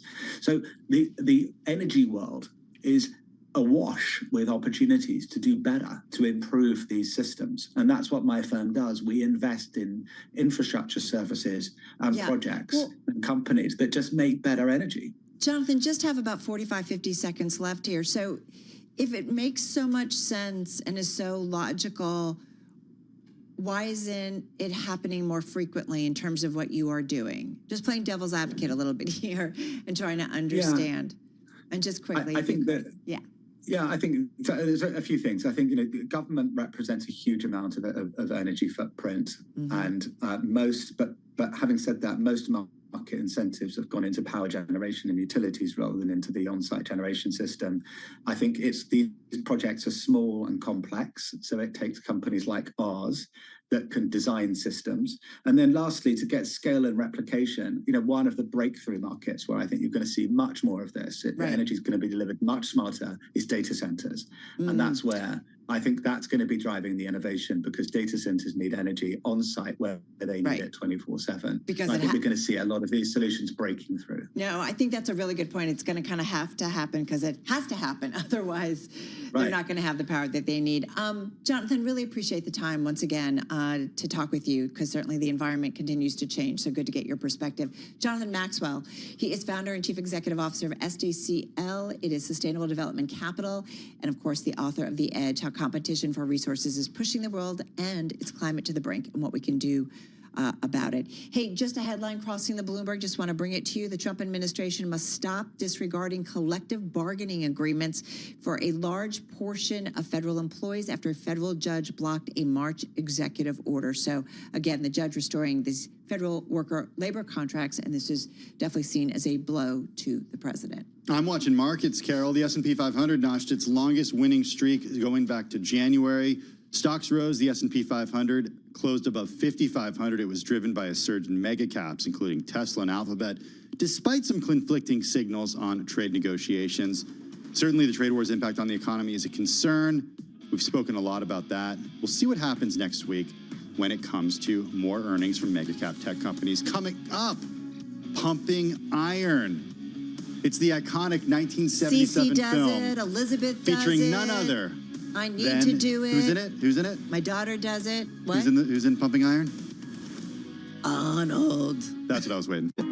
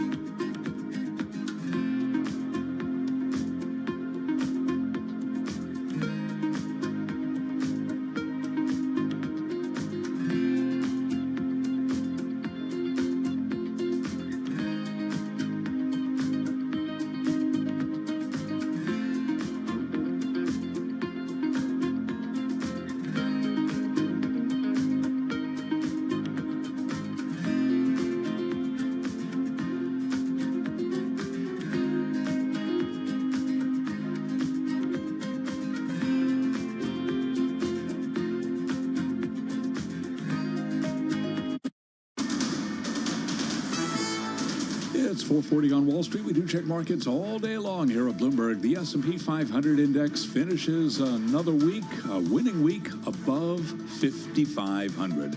S&P right now 55.25, up 40 points today, up by about 0.7%. The Dow up 20 points, up less than 0.1%. While NASDAQ finished the week higher by 216 points in today's session, up 1.3%. The NASDAQ Composite Index now at 17,382. The 10-year 4.24%, with the 2-year 3.75%. Spot gold down $38 the ounce, down 1.1%. And West Texas Intermediate crude oil 63.22 a barrel, up by about 0.7%. So what about trading and investing in this market? Adrienne Yamaki is the founder and managing partner at Strategic Wealth Capital. And right here on Bloomberg Business Week Daily, she offered this advice for investors in dealing with the market. One thing that I do counsel everyone, regardless of political persuasion, is to just try to separate the business, the stock market, their earnings and companies from the government piece. It's not easy, but when you're making the financial decisions, you have to try to be able to separate emotionally from the two. Adrienne Yamaki of Strategic Wealth Capital. After earnings, Colgate-Palmolive up 1.3%. Rival Procter & Gamble today up 0.9%. I'm Charlie Pellet. That is a Bloomberg Business Flash. Hey, thanks so much for that update, Charlie Pellet. Really do appreciate it. Jogging on a trail. You go ahead, Carol Masser. No. This is so good. Actually, maybe Red should read it. Well, here's the deal. It's his words. I have one question for Red Brown. Do you even lift, bro? Believe it or not, I do sometimes. Here's why I'm asking about it. Here's why I say that. It's pretty good, right? Nice. It's a saying, Carol. It's a saying. It's Is something it? people, yeah, do you even lift, bro? But you'd be forgiven to like look at me and think that maybe not. No, so, fair Red. enough. No, Red. Not at all what I meant. Do you even lift, bro? I try to. Yeah. But here's the point of why I'm asking this. Because everybody is lifting weights. Seems to be. And Red Brown is our Bloomberg News earnings reporter. But he's written for Bloomberg Business Week about how we're seeing a change with gyms as they struggle to add weightlifting equipment fast enough and get rid of that cardio equipment. What did you notice? Well, the idea for the story really started when I was listening to the Planet Fitness earnings call, like I'm constantly doing, listening to earnings calls, and they were discussing how they are trying to make space for more lifting equipment. My experience with Planet Fitness has always just been kind of like a sea of treadmills, of ellipticals. You know, they have this like purple and yellow gear, so it's like very striking and kind of iconic. But they were talking about, yeah, we're removing cardio equipment to make room for strength. And, you know, a lot of that is coming from, you know, the one, if you open up Instagram or TikTok or what have you, it's like, it's everywhere, right? You see everyone in the gym lifting weights. So, yeah, just kind of going down that rabbit hole. What? Well, I was going to say there was like a New York Times article recently about this, and I think the whole movement with longevity and a lot of millennials getting older and realizing, you know what, my back is hurting a little bit, realizing that in order to prevent those things from happening, you do have to make sure you stay in shape and not just go jogging. You go into the sort of the history of jogging in the piece, Red, and like how it's happened in the U.S. But I think, Carol, a big part of it is this idea of people getting older and the way that you older millennials and. But no, I mean, this is true. No. It's really true. Like doctors, Actually, there's been a real shift with how people think about weightlifting. I have to say, we started talking about your story because what I think is really fascinating is that it's being also kind of pushed by women and older folks.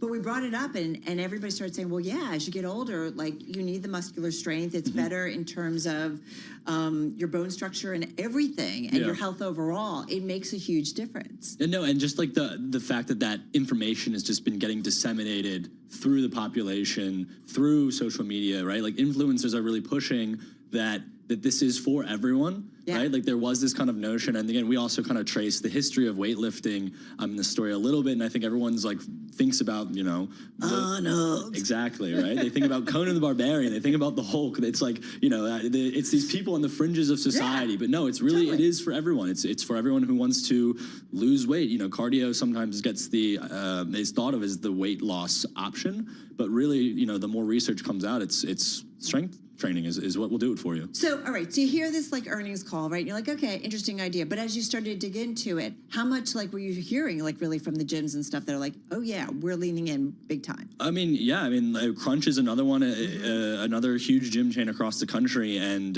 you know, they were saying the flagship store is actually just down the street from us on 59th. And they just did a $2 million renovation to remove a yoga studio, to remove a spinning class cycling studio. Sorry, Peloton. I have a tear going down my eye. No, but it's right. Because for so long it's been like yoga, Pilates, stuff like that. Right, and like, you know, I don't want to be too stereotypical or what have you, but like those might be more areas in the gym where women would gravitate towards. Totally. But no, you know, I was down there and it's like, you know, the people that are on these Olympic style platforms Like, are bro, women. move it. Exactly. I want to get on. I want to use the equipment. Exactly. My question for you, though, is this just a fad? Is this cyclical? Because as you point out in the piece, it was jogging in the 70s and 80s. Then it was aerobic workout tapes with Jane Fonda. Then it's Billy Blank's Taebo. Then Peloton during the pandemic. Like, is this just the latest iteration, or does this one have staying power? You know, and then there is a lot of this like talk right now, whether or not like 90s chic is back in, whether or not like being really skinny is the way to go. But again, the people that I was speaking to for this story, be it personal trainers, be it these influencers, they all tend to think that this does have staying power.